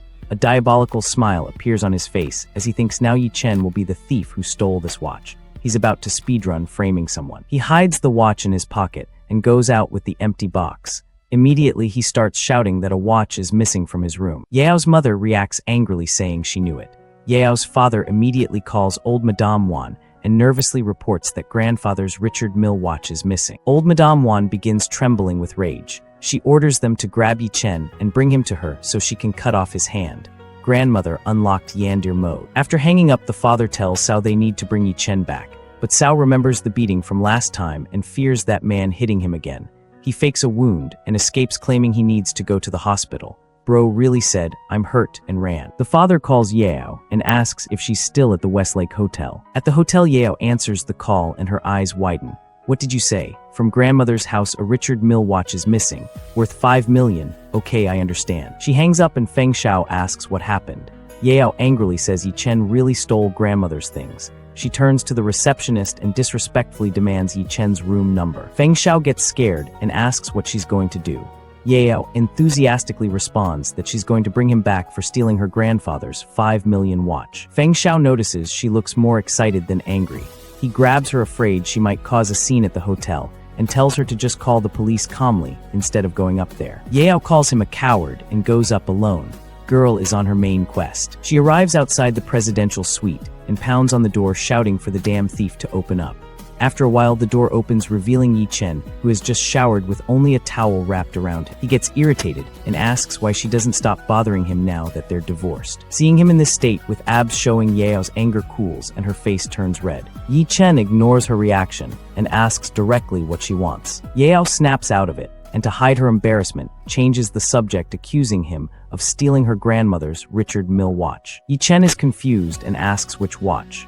Yao thinks he's acting and angrily says a 5 million watch is missing, and she knows he took it because otherwise where would he get the money for this presidential suite that she has never even stayed in? Yi Chen thinks to himself that the Wan family really is something else, taking credit for good things and blaming him for everything.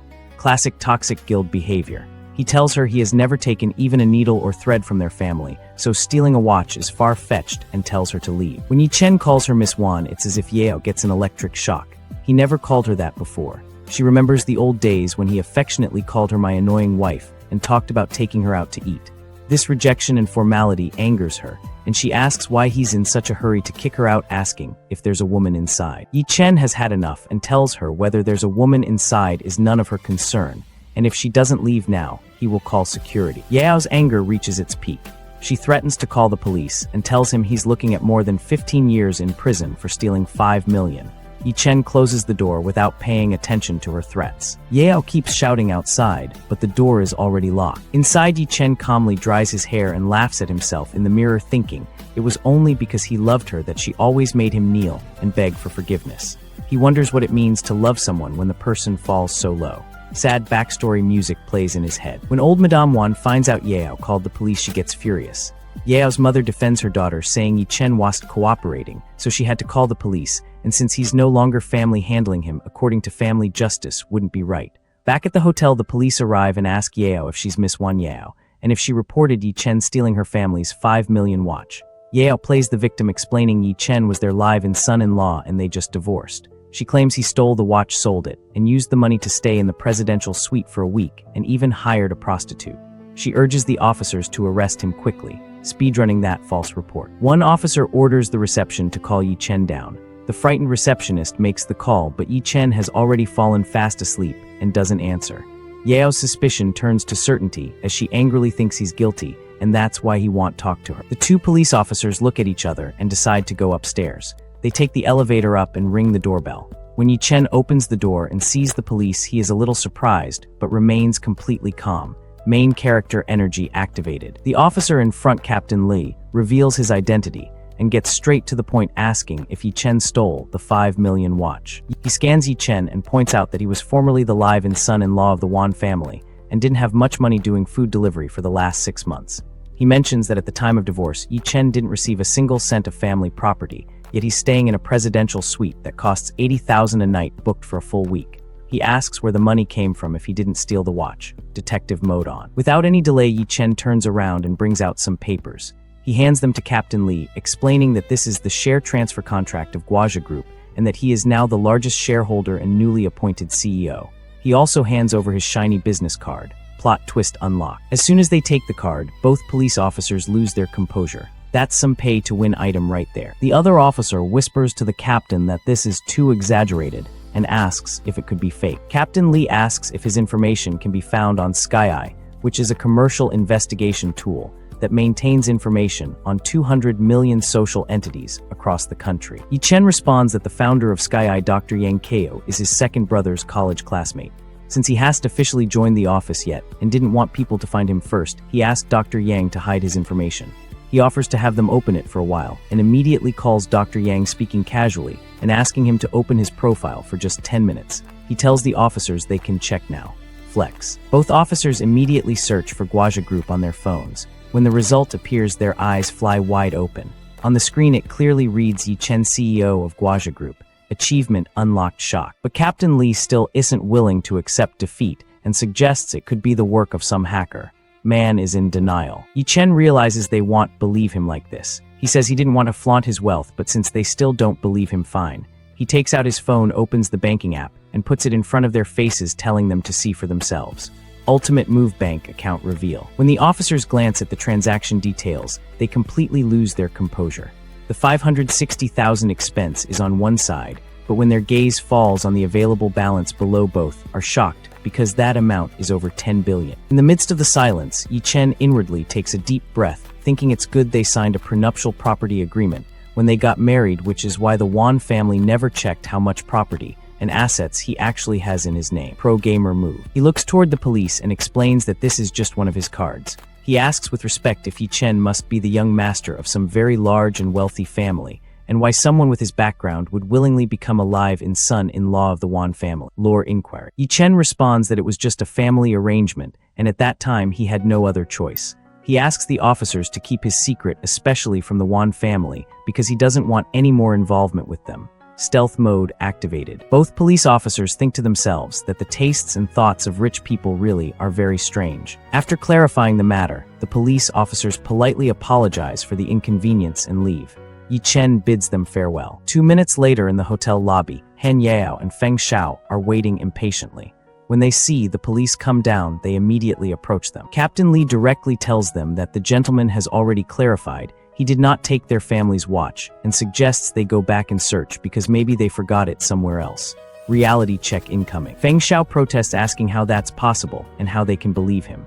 Yao also argues that if he didn't steal their family's things, then where did he get so much money to stay in this 5-star hotel? She insists he's just a poor food delivery guy and nothing more. Copium overdose. Both police officers look at each other in surprise at the words poor delivery guy. In their minds, that figure of 10 billion is spinning around. They think to themselves that there is no poor person in this world who owns 10 billion. Internal screaming. Captain Li tells Yao firmly that until they have concrete evidence, they have no right to arrest Mr. Yi Chen. Before leaving, Captain Li stops and advises her to stop calling her ex-husband poor or useless.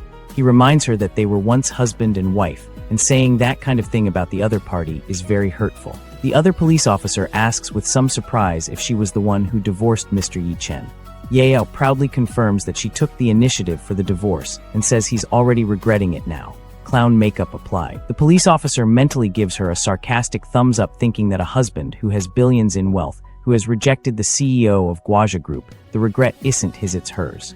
Thoughts and prayer. Yao hesitantly asks the police officer if there was any woman in his room. Captain Li responds that Mr. Yi Chen is alone in his room and there's no one else. A smile appears on Yao's face, and she says to herself that she knew it, he still loves her. Delulu is the Solulu. Feng Xiao stands there very confused, thinking about how the police went up and down and suddenly became so polite to Yi Chen. He wonders what happened up there. Brain, EXC not responding. Just as he's thinking this, Yao's phone rings. On the screen, the name Wan Sao lights up. She answers and hears her brother's voice asking if the police arrested him. Yao responds that the police said there's no evidence, so they can't arrest him. Sao is a little surprised and asks what kind of evidence they want. Yao explains that they need either proof of stealing the watch or a receipt from selling it. A diabolical smile appears on Sao's face as he looks at the 5 million watch in his hand. He thinks to himself that getting proof of stealing the watch is impossible because the watch is in his hand at this moment. But the next moment, his mind plays a new trick. He thinks he can create fake proof of selling the watch against Yi Chen. Villain monologue incoming. He tells Yao to leave this matter to him and says he'll find out who he sold the watch to and send him to jail. Barely does brother come out of Yao's mouth when Sao hangs up. Yao sinks into deep worry, asking herself that if brother Sao really sends Yi Chen to jail, then what will happen next? Old memories refresh before her eyes. She remembers that time when Yi Chen lovingly used to curl her hair and ask if the curl was good. She was still lost in these memories, her mind completely entangled in thoughts of Yi Chen. Flashback arc initiated. Feng Xiao, who has been staring at her intently from the side, sees the opportunity and approaches her. Brazenly, he puts his hand on Yao's shoulder and whispers, suggesting they stay at the Westlake tonight too. Pick up artist fail. This touch makes Yao boil with anger. She turns around furiously and gives Feng Xiao a strong slap on the cheek, shouting that he can't even handle a simple Yi Chen and has the audacity to dream of sleeping with her. Saying this, she leaves immediately. K-drama slap sound effect. Feng Xiao strokes his red cheek and grinds his teeth, thinking curses. He thinks to himself that she ruined all his fun for tonight, and when she comes out, he won't forgive her at all. His little lackey Zhao Zhang adds fuel to the fire from behind, saying that this girl is pretty hot anyway. Feng Xiao's anger reaches the 7th heaven. He grabs Zhao Zhang's neck and lifts him in the air, ordering him to stop the nonsense and to receive news immediately as soon as Yi Chen leaves the hotel. The frightened lackey nods. Boss fight loading. Time passes, and the next day at 6 in the morning, the hotel elevator door opens and out comes Yi Chen. But today Yi Chen is completely different from yesterday's delivery guy. He wears an expensive suit, and there is a different confidence in his walk. Seeing this new appearance, the girls standing at the reception are stunned and whisper among themselves in surprise. They comment that he looks exactly like a domineering CEO, and how different his temperament is from the simple guy yesterday. Another girl agrees, saying she loves him, and wonders which girl will be so lucky to become his wife. Main character glow up. Oblivious to these conversations, Yi Chen exits the hotel. Zhao Zhang sees him and immediately calls Feng Xiao, reporting that Yi Chen has come out. Yi Chen takes a taxi and leaves with Zhao Zhang following behind in his car, updating that he's heading toward the city center. Stalker side quest. After a trip of about 20 minutes, the taxi stops in front of a luxurious building. It's the Guaja Group building. Getting out of the taxi, Yi Chen looks at the skyscraper and says that yesterday Qin Hongyan took away his livelihood, but today let's see what her attitude will be when she sees him again. Revenge arc initiated. Feng Xiao is still lying in bed when he finds out Yi Chen went to the Guaja group. He's confused about what he went there for. He thinks about how President Qin said yesterday in front of everyone that she would ruin him completely. Could it be that Yi Chen went to take revenge on President Qin just thinking it makes him smile? He thinks this is a very good opportunity.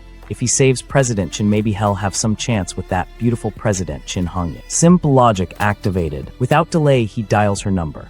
On the other side, President Qin Hongyan is resting in her room. Seeing an unknown number, she answers and asks who it is. Feng Xiao speaks in a very polite voice, introducing himself and mentioning he made a toast to her yesterday at old Madame Wan's birthday party. Qin Hongyan is a little surprised and asks if everything is okay calling so early. Feng Xiao gets straight to the point and asks if she remembers that live-in son-in-law of the Wan family, Yi Chen. Yesterday, we supported the Wang family together and cut off his livelihood. That kid ran to your company building early this morning. I guess he wants revenge. Snitch move. President Qin replies calmly, "Don't worry. The building has access control and security. He can't get upstairs." Feng Xiao quickly adds, "The people I sent told me that kid has a guard in his hand and already passed the access control. He might be heading to your company floor right now. If you go up, your life might be in danger." Dramatic zoom. Hearing this, President Qin becomes suspicious.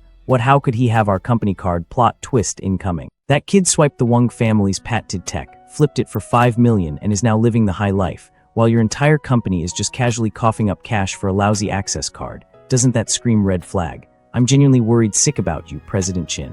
A stunner like you. If that scumbag tries anything with a blade, the heartbreak alone would be a national tragedy. On the other end, President Qin replies with the cool precision of a CEO who's heard it all before. "Thank you for the heads up. I'll have security sweep the building immediately." Hearing this, Fong is practically drooling, his mind already a cesspool of filthy fantasies.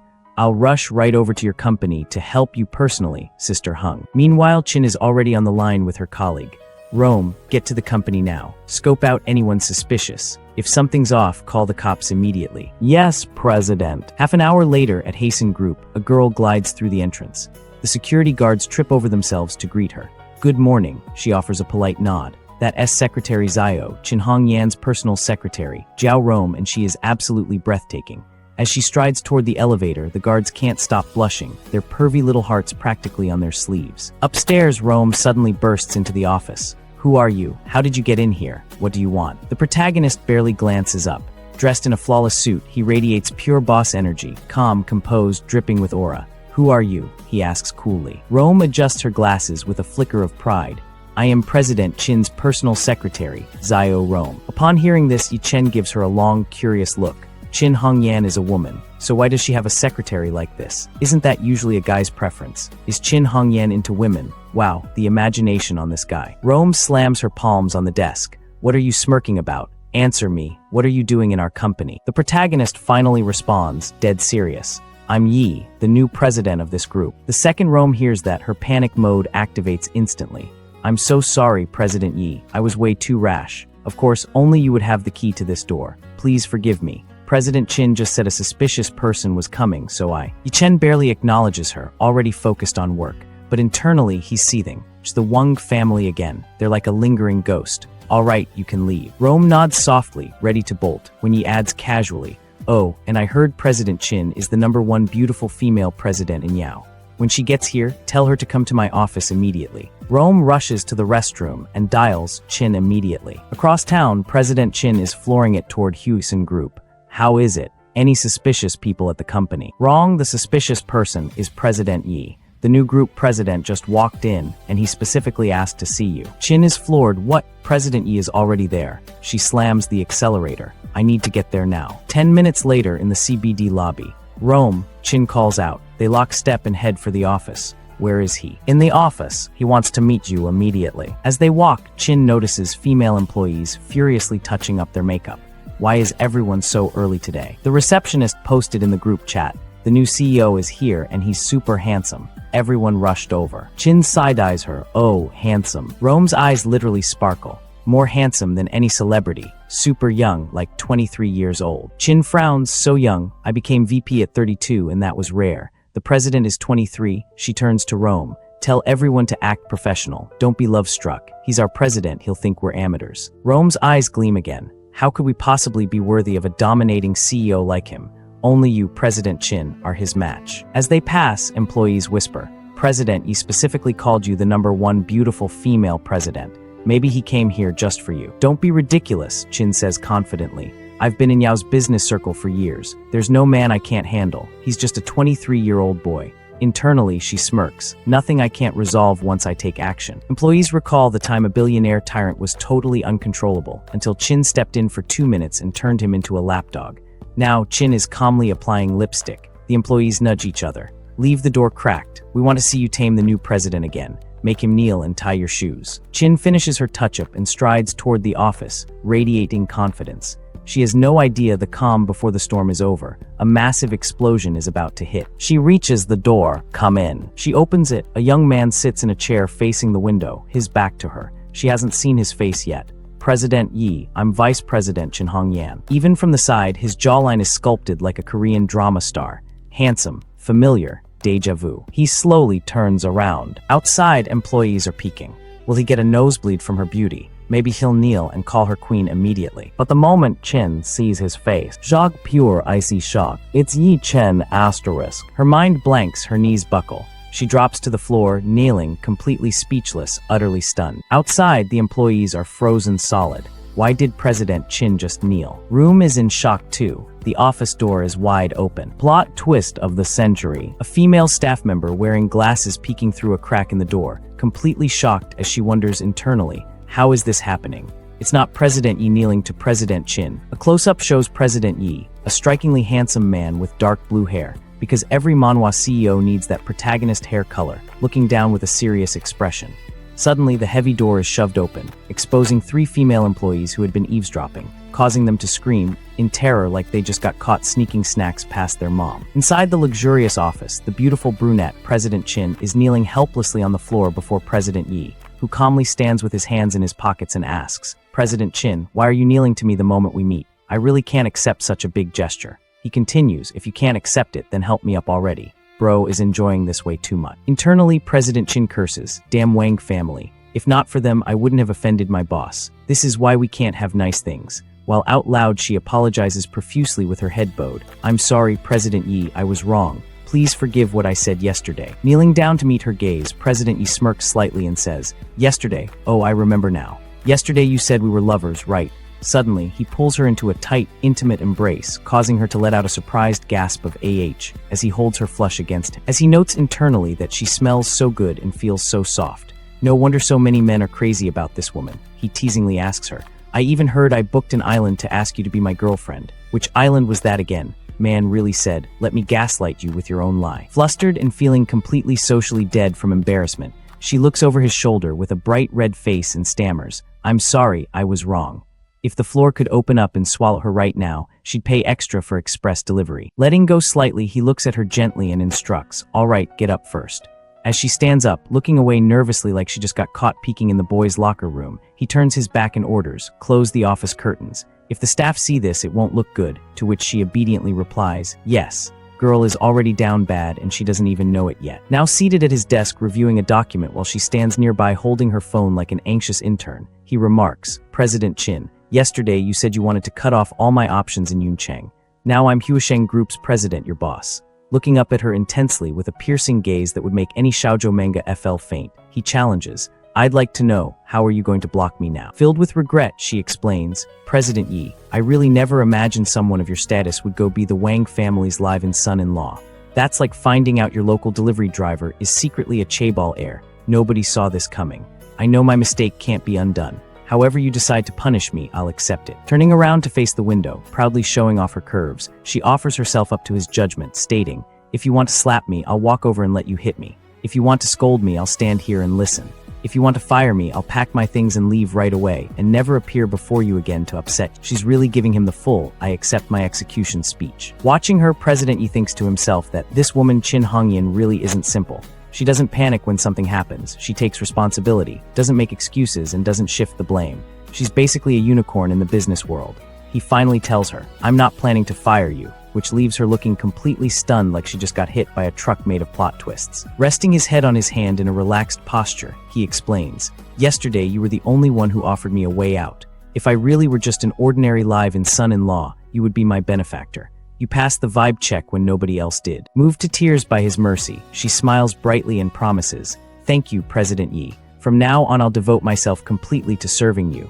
Girl just unlocked a new faction and she's already farming loyalty points. Clasping his hands together firmly on the desk, he states, "You, I can forgive. But the others at the birthday banquet who tried to cut off my options, I won't spare a single one of them. It's arc time." Looking at him with deep devotion, she suggests, "President Chin, you can just call me Hongyan," to which he orders, "Hongyan, organize the information on everyone who tried to cut off my options yesterday and give it to me." As she turns to leave with a crisp yes, she thinks excitedly that President Yi is making his move and the Yuncheng business circle is about to be shaken up. She's already grabbing popcorn for the show. Half an hour later, a resume for the obnoxious Fang Kao is placed on the desk as Hongyan announces, "President Yi, all the information you requested is here." Recalling a blonde woman's harsh words from earlier boasting about Fang Kao's 10 billion net worth and calling him trash, President Yi asks, "I heard the Fang family is a first-tier family in Yuncheng with assets close to 10 billion. Hongyan quickly clarifies the truth. "They count as first-tier, I guess. 2 years ago they might have had 10 billion, but now they've shrunk badly. Their assets are probably only around 3 billion, not much better than the Wang family. Bro been coping hard with that 10 billion flex." She continues her report. "The Wangs recently had a project where they wanted us to finance 70 million, and they gave me a lot of benefits for it. I'll return every benefit they gave me and tell them to stop dreaming about working with Huisheng again." She also notes internally that Wang Jiaqi is blind, choosing useless Fang Kao over a whole hidden boss. Once she finds out who Yi Chen really is, she'll regret it so much her guts will turn green. The second-hand embarrassment is gonna be legendary. However, Yi Chen maintains his strict professionalism, stating, "Business is business. I won't exclude the Wang family from a deal because of my personal history with them. Bring me the proposal for that project. I'm not that kind of petty protagonist." When she eagerly offers, "Yes, I'll get it for you right away," he stops her with a warm look, saying, "No need, I'll go with you." At the exact same time down in the lobby, Fang Kao is standing around checking his phone, wondering to himself, "I wonder if President Chin has managed to catch that kid Yi Chen yet." Little does he know, the kid is currently running the whole building. A female staff member in a green jacket approaches him, recognizing him as young Master Fang. When he dismissively asks, "And you are?" she gets uncomfortably close, grabbing his arm and reminding him, "Young Master Fang, don't tell me you don't remember me. That really hurts. That night at Link's bar, you bought me drinks, then we went off together. You bullied me the whole night, remember?" Visibly disgusted, Fang Kao thinks to himself, "Damn, I must have really been drunk that night to take home someone this trashy. The 3M decisions really do hit different." But realizing she might be an asset, he puts on a fake smile and asks, "Oh, I remember now. You work at Huisheng." Wrapping an arm around her while thinking still this woman might be useful, he urgently tells her, "Honey, hurry and take me upstairs. Your President Chin is in danger." "Sir, you really think you're the main character, don't you?" 1 minute later, the elevator doors open and they overhear some female employees whispering excitedly in the hall, "Hey, listen to me." The moment she saw the president, she dropped to her knees. Can you believe it? She knelt in the first second. It was like watching a historical drama. Fang Kao immediately interrupts them, asking loudly, "Excuse me, where is President Chin now?" The bespectacled staff member tells him, "President Chin is in her office. Sir, do you have an appointment?" Ignoring her completely, Fang Kao aggressively shoves his arm past her, causing her to yell out, "Hey, what are you doing?" Man really thinks he's in an action movie. He violently kicks the heavy office doors open with a massive bang. Bursting inside, he points an accusing finger and yells, well, Yi Chen, you shameful, discarded son-in-law and thief. So you really are here." Bro came in with all the subtlety of a truck crashing through a wall. Hongyan, standing next to Yi Chen with a document in hand, looks at the intruder in shock and mutters, "Fang Kao." Misunderstanding the situation entirely, Fang Kao yells at Yi Chen, "Are you hiding here planning to get revenge on President Chin?" The confidence is truly impressive considering how wrong he is. An absolutely furious Hongyan glares daggers at him and demands, "Who let you in here?" Still trying to play the macho hero, Fang Kao confidently tells her, "Hongyan Jai, don't be afraid. I'll personally throw this piece of trash out for you so he's no eyesore." But before he can even blink, Hongyan delivers a vicious, echoing slap right across his cheek. With a completely flushed face and wide eyes burning with absolute rage, she screams at him, "Who's your Hongyan Jai? Call me President Chin." That slap was personal, professional, and satisfying all at once. Holding his violently slapped cheek, a bewildered Fang Kao stammers to Chin Hongyan, "Hongyan Jai, I mean, President Chin," because apparently his brain-to-mouth filter is permanently broken. Internally, he questions what is going on, realizing that Chin Hongyan and her staff don't seem surprised at all that Yi Chen is there, which should have been his first clue that he's missing something huge. Suddenly, a smug look of enlightenment crosses his face as he turns to Yi Chen and shouts, "I get it now. You're not here to get revenge on President Chin. You're here to be her bodyguard." Because in his world, that's the only logical explanation for a trash live-in son-in-law to be in a CEO's office. Yi Chen just stares at him, mentally exhausted by the idiot's rambling, wondering what kind of nonsense his brain is coming up with, probably questioning how someone this stupid even survived to adulthood. Completely convinced of his own delusion, Fang Kao connects the dots out loud. Just now they mentioned someone kneeling. It must have been Yi Chen kneeling to Chin Hongyan, and the reason he knelt was obviously to beg her forgiveness and ask to be her bodyguard, because in his mind, every interaction revolves around groveling. He mocks Yi Chen, stating that yesterday he thought he had some backbone for refusing the bodyguard offer, but today he woke up, dressed in a nice suit, and came crawling on his knees to beg to be her dog, which is both insulting and impressively wrong. Turning back to a seething Chin Hongyan, Fang Kao desperately urges, "President Chin, you can't agree to this. Yesterday at the banquet you said you were going to cut off all of Yi Chen's options, because he's committed to being wrong and loud about it." Eavesdropping at the door, the bespectacled staff member Rongrong breaks into a sweat, wondering if it's actually true that her boss said that, because office gossip is about to get wild. Unable to tolerate the idiot any longer, Chin Hongyan delivers a second brutal slap to Fang Kao's face, screaming, "Outrageous. When did I ever say that? Because some people just need to be silenced by force." She immediately barks orders at Rongrong to throw him out and never let him set foot in the company again, while also firing the employee who brought him upstairs, because consequences should be swift and painful. Escorted out by a stern security guard, a humiliated Fang Kao complains that as the young master of the Fang family, he's been publicly slapped twice, and in front of a live-in son-in-law of all people, because his priorities are clearly messed up. The guard simply tells him to leave because that's his job. Glaring back from the doorway, Fang Kao threatens Yi Chen, "Don't think that being Chin Hongyan's bodyguard means we can't touch you. Just wait. I'll make sure you can't eat, can't sleep anywhere but the street and end up in prison. Because when you've been slapped twice, you go all in on empty threats." Sitting in his car moments later, he grips the steering wheel, cursing that B*TCH Chin Hongyan for being nothing but a pretty face who slept her way to the top, because misogyny is his default setting when humiliated. He vows that once he completely wins Wang Jiaqi over, he will make Yi Chen kneel and beg, screaming, "I'll destroy you," because he's watched too many villain movies. Starting up the car with a wicked smirk, he plots to quickly tell the Wang family that the trash Yi Chen is now Chin Hongyan's bodyguard, because spreading misinformation is his only remaining skill. 1 hour later at the luxurious Zishan villa, old Madame Wang is completely shocked, asking, "What did you say? That discarded son-in-law Yi Chen became Chin Hongyan's bodyguard," because that's the last thing she expected to hear.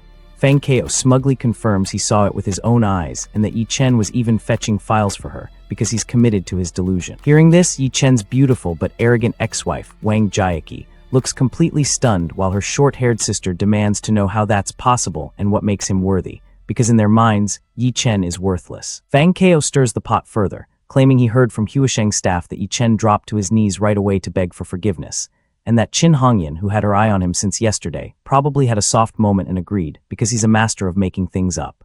Wang Jiaqi's face contorts into pure, unadulterated rage as she clenches her fists, screaming internally, "That bastard Yi Chen, he actually knelt for another woman," because her ego can't handle that. She stews in her bitter jealousy, recalling how she gave him so many chances to kneel and apologize, thinking she could have forgiven him, not divorced him, or not called the police if he had just begged, because she's rewriting history in her head.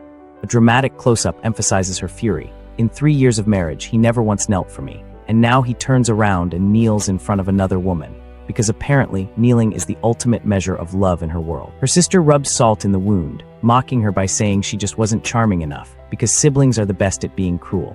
Laughing along with their father, the sister boasts that if Yi Chen were her husband, she'd have made him kneel from the very first day and wash her feet every single day, because she's delusional about her own appeal. Gritting her teeth, Wang Jiaqi complains she was far too good to him these past 3 years, wishing for one more chance to make him kneel from morning to night, because she's obsessed with the idea of domination. She desperately begs her grandmother to cut all ties with Chin Hongyan for going back on her word, and to make her pay, because revenge fantasies are all she has left. Grandma Wang furiously slams her hand down, reprimanding her for talking nonsense, reminding everyone that their family's 70 million financing deal is still in Chin Hongyan's hands, making it impossible to treat her as an enemy, because business always trumps family drama.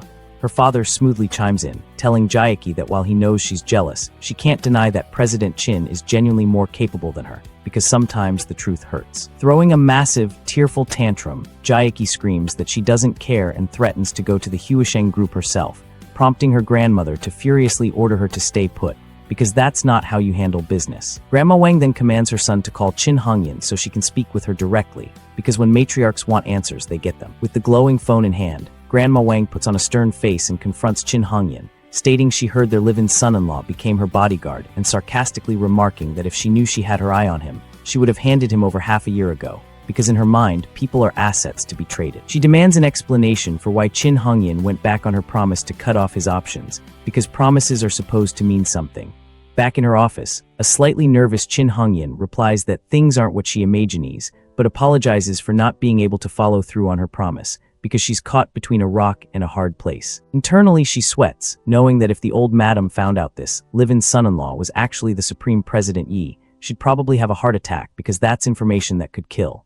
Suddenly changing her tune, Grandma Wang smiles warmly, telling her they are on the same side and she can just keep the kid as a gift from the Wang family. A comment that causes Jaeki to absolutely lose her mind in the background, screaming that you can't just gift a person, because that's not how things work. Grandma Wang says she'll let the Yi Chen matter go, but presses on the 70 million deal, because money is what really matters. Regaining her absolute composure, Chin Hongyan confidently sips her tea and reveals she already discussed the project with President Yi, who finds it very interesting but wants to learn more, because she's a master of deflection. Delighted that the mysterious President Yi read their proposal, Grandma eagerly offers to send Jikyang to discuss it face-to-face, to which Hongyan agrees to arrange a time, because that's how deals get made. Handing the phone back, Grandma sternly warns Jikyang not to mess up this crucial impression with President Yi, because this is their big chance. Jikyang promises to satisfy him, but sinisterly asks if they are just going to drop Yi Chen's theft now that he's President Chin's man, because he's not ready to let go of that grudge. Grandma's face darkens as she orders him to keep digging for evidence, planning to use it to punish him or trade as a favor, because she's always thinking 2 steps ahead. Jikyang grins evilly, revealing he already found out Yi Chen sold the stolen watch to a gang thug, because of course he did. Smirking, Grandma tells him to get the evidence, declaring Yi Chen is just a dog and Chin Hongyan won't protect him, because she underestimates everyone. She then mercilessly insults the rest of the family for being useless, specifically targeting a trembling Jaeki, telling her she couldn't even hold onto a husband, and that her pretty face is a total waste, because Grandma doesn't pull punches. Unable to take the humiliation, the red-haired woman runs off crying, ignoring calls to stop, because sometimes you just have to leave. She hops into her black Audi and speeds down a winding road, furious that Yi Chen made her lose face and vowing to teach him a proper lesson, because blaming others is easier than self-reflection. Her tires screech to a halt in the dimly lit Huisheng Group underground parking lot, because dramatic entrances require screeching tires. Sitting in the driver's seat, her eyes widen in shock as she spots 2 familiar figures walking together, because the universe loves irony. The chapter ends on a tense shot of a handsome, serious Yi Chen walking side by side with a stunning Chin Hongyan, because sometimes the best revenge is just living well and looking good while doing it. Yi Chen looking strikingly handsome in a tailored navy suit walking alongside the stunningly beautiful brunette Chin Hongyan. The two are laughing and chatting intimately, completely oblivious to the storm of jealousy about to hit them. Watching them from a distance is Yi Chen's ex-wife Wang Jialin, whose bright orange hair frames a face twisted with absolute jealousy as she thinks to herself, "That bastard. After our divorce, he suddenly decides to dress like a male model." As Yi Chen and Hongyan walk through the dimly lit underground parking garage, an enraged Jialin suddenly steps in their path. Pointing an accusing finger at him, she screams, "Yi Chen, have you no shame? You actually went and became Chin Hongyan's lackey." A look of pure surprise crosses Yi Chen's face as he stops and mutters, "Wang Jialin," while Hongyan narrows her eyes, wondering internally, what does that stuck-up princess from the Wang family want now? Refusing to hold back, Jialin aggressively confronts them, her face flushed with anger as she shouts, "Yi Chen, I heard you got down on your knees and begged Chin Hongyan to take you back. Since you're so willing to toss your dignity aside, why didn't you ever get on your knees and beg me to forgive you back then?" Desperately trying to justify her past actions, she continues, "I handed you chance after chance. If you had just dropped to your knees and pleaded with me, you'd still be part of our Wang family right now." Yi Chen's expression hardens into an icy glare as he responds calmly but firmly, "You've got some nerve asking why I never knelt for you.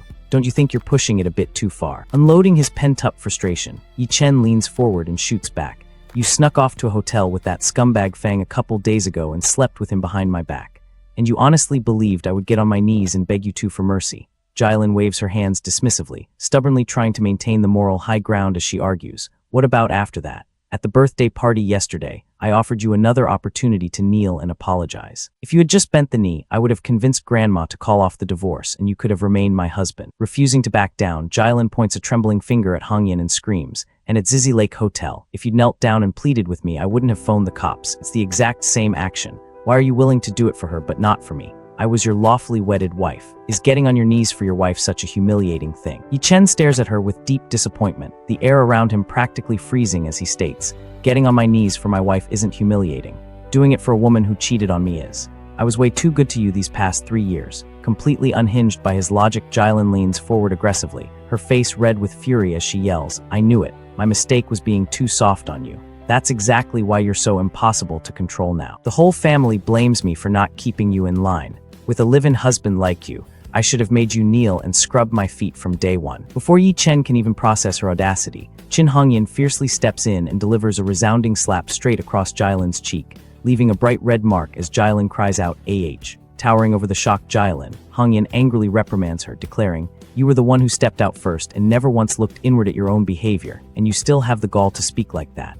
As a woman, where's your sense of decency? Holding her stinging cheek with tears welling in her eyes, Jilin whimpers, how dare you strike me? To which Hongyan glares back furiously, shouting, if I feel like hitting you, I'll hit you. Do I need to wait for a national holiday or something? Feeling completely humiliated, Jilin looks past Hongyan to Yi Chen with tear-filled eyes, crying out, you took my man away from me and now you're hitting me too. However, Yi Chen simply looks away, completely indifferent to her tears, and gently pats Hongyan on the shoulder to calm her down, quietly saying, let it go.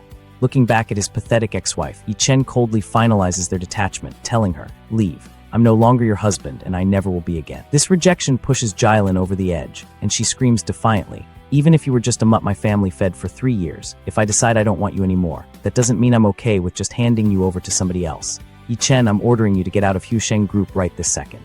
You are not allowed to work as Qin Hongyan's personal guard. Attempting to buy him out, she confidently offers, Qin Hongyan is paying you 200,000 a year, right? I'll give you 500,000. Hearing this pathetic offer, Hongyan bursts into mischievous laughter while Yi Chen awkwardly coughs into his fist. Smirking down at Jilin, Hongyan mocks her, ha, you honestly think 500,000 is enough to steal you away from me? Even if you tack on another zero, you still wouldn't come close.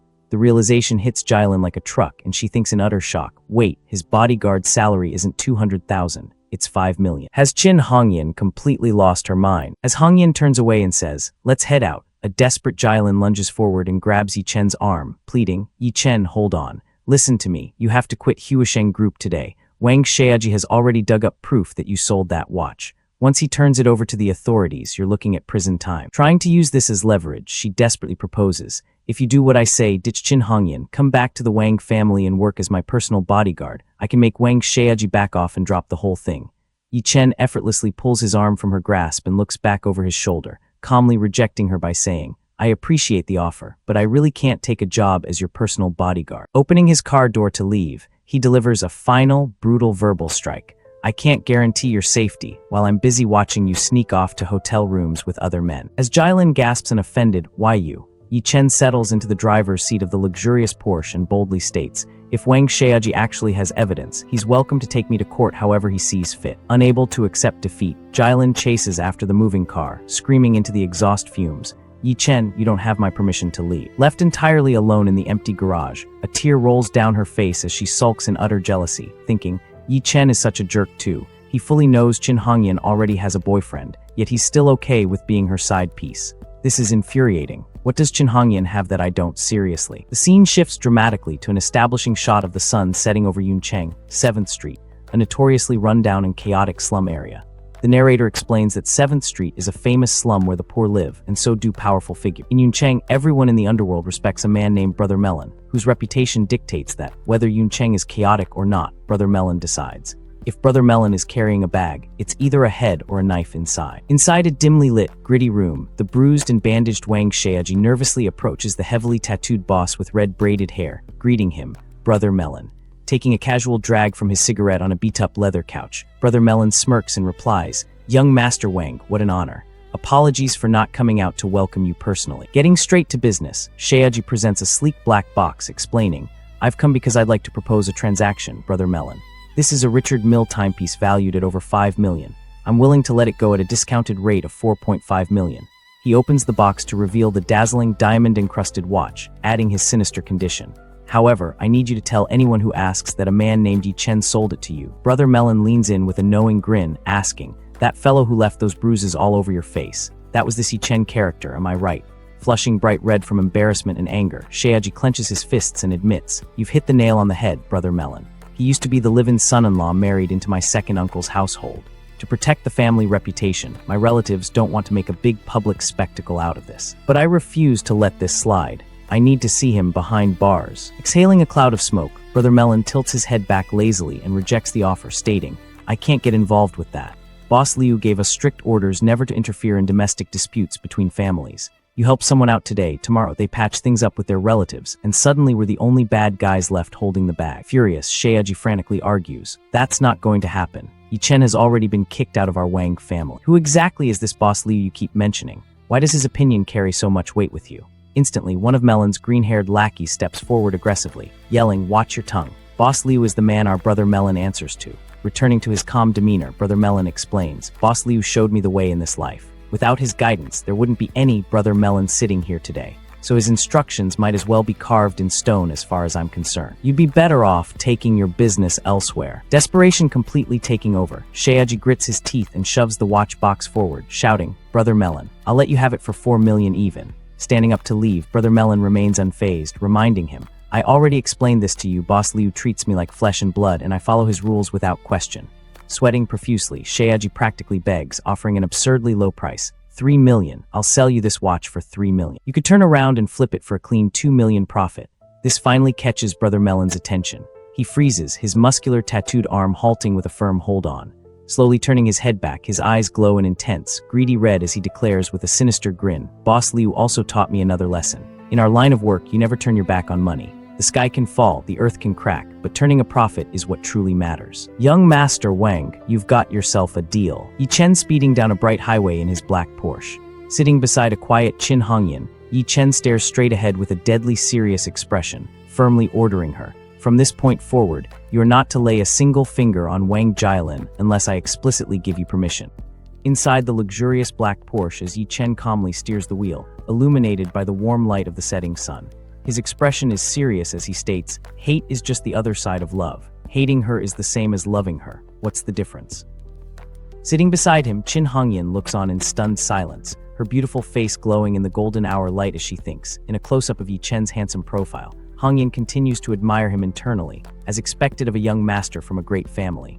His perspective and way of thinking are not to be underestimated. She marvels at his qualities, thinking, handsome, wealthy, with a mindset this free and unbothered, and so generous and caring toward women. Leaning her cheek on her hand, a confident smile spreads across her face as she plots her own desires. "Since Wang Jialin doesn't treasure him, I'll be the one to claim this man for myself." The scene shifts to a breathtaking view of Jinj Temple, a majestic multi-story golden pagoda surrounded by autumn trees and a tranquil reflection pond. Yi Chen and Hongyan stand by the water's edge, taking in the magnificent scenery. Yi Chen explains, "This is where the Wang family plans to build the first-class private residence project. The first-class private residence is the project the Wang family wants Huisheng Group to finance. The idea is to build a luxury residence exclusively designed for top-tier families." Looking around, Hongyan points out, "This is the spot. This area has the most gardens in Yuncheng, plus a whole maple forest with red autumn leaves. You can even have a picnic in the maple forest if you live here, and it has Yuncheng's only natural hot spring." Crossing her arms, Hongyan turns to Yi Chen with concern, asking, "The location really is excellent, but President Yi, do you actually plan to give them the money? The Wang family treated you so badly." Yi Chen turns to face her, revealing a surprising truth. "Actually, this project was originally my idea." Shocked, Hongyan gasps, "What? Are you saying the Wang family stole your concept?" Looking out at the scenery, Yi Chen calmly explains, "I wouldn't put it that way. I could see that the Wang family had always been trying to climb into Yuncheng's top tier. But after Wang Jiao's grandfather passed away, both Wang Zhiqiang and Wang Zhiyun were mediocre. They've been fighting over the scraps of the family inheritance ever since." He continues, "So I came up with this project for them, a way to gain control over top-tier families without directly building up their own power. And that was to design an exclusive private residence specifically for them." Turning his gaze back to Hongyan, Yi Chen explains the betrayal. "I shared the idea with Wang Jiao. She told old Madam Wang. Old Madam Wang approved it, but then handed the project over to Wang Zhiqiang."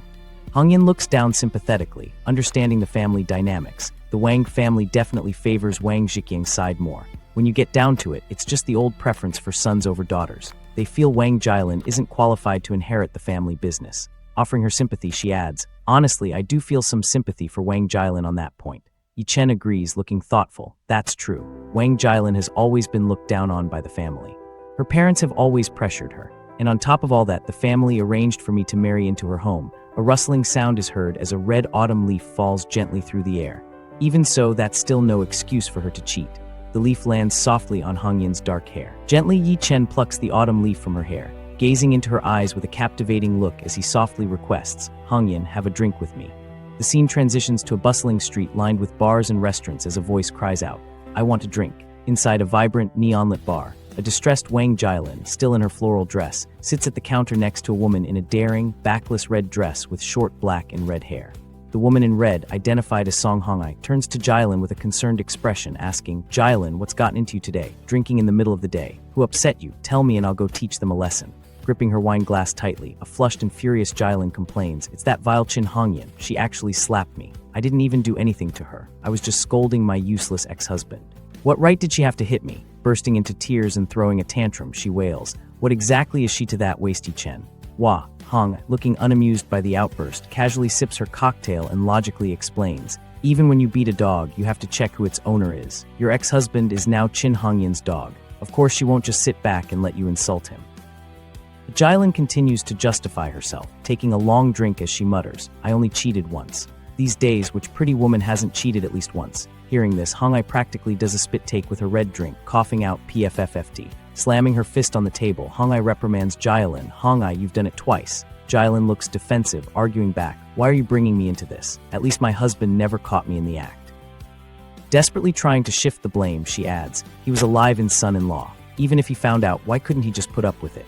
Holding her glass delicately, Jilin sighs with confusion and frustration. "Hongai, you know what? I asked him to kneel to me and he refused. But then he turned around and went to kneel and apologize to Chin Hongyan, even willingly becoming her bodyguard. Why do you think that is? I could pay him too."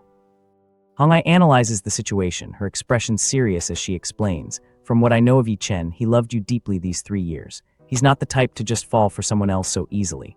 Jilin looks up, a glimmer of hope in her eyes as she asks, Hongai confidently concludes, "The reason he refused you and went to work for Chin Hongyan is to make you respect him. If he lives off your money, he'll always feel like a freeloader. But money earned from someone else lets him stand tall in front of you. Yi Chen wants to make something of himself out there, to become worthy of you and then propose to you." Completely buying into this delusional narrative, Jilin's face lights up with a blush as she exclaims, "That's it, it must be."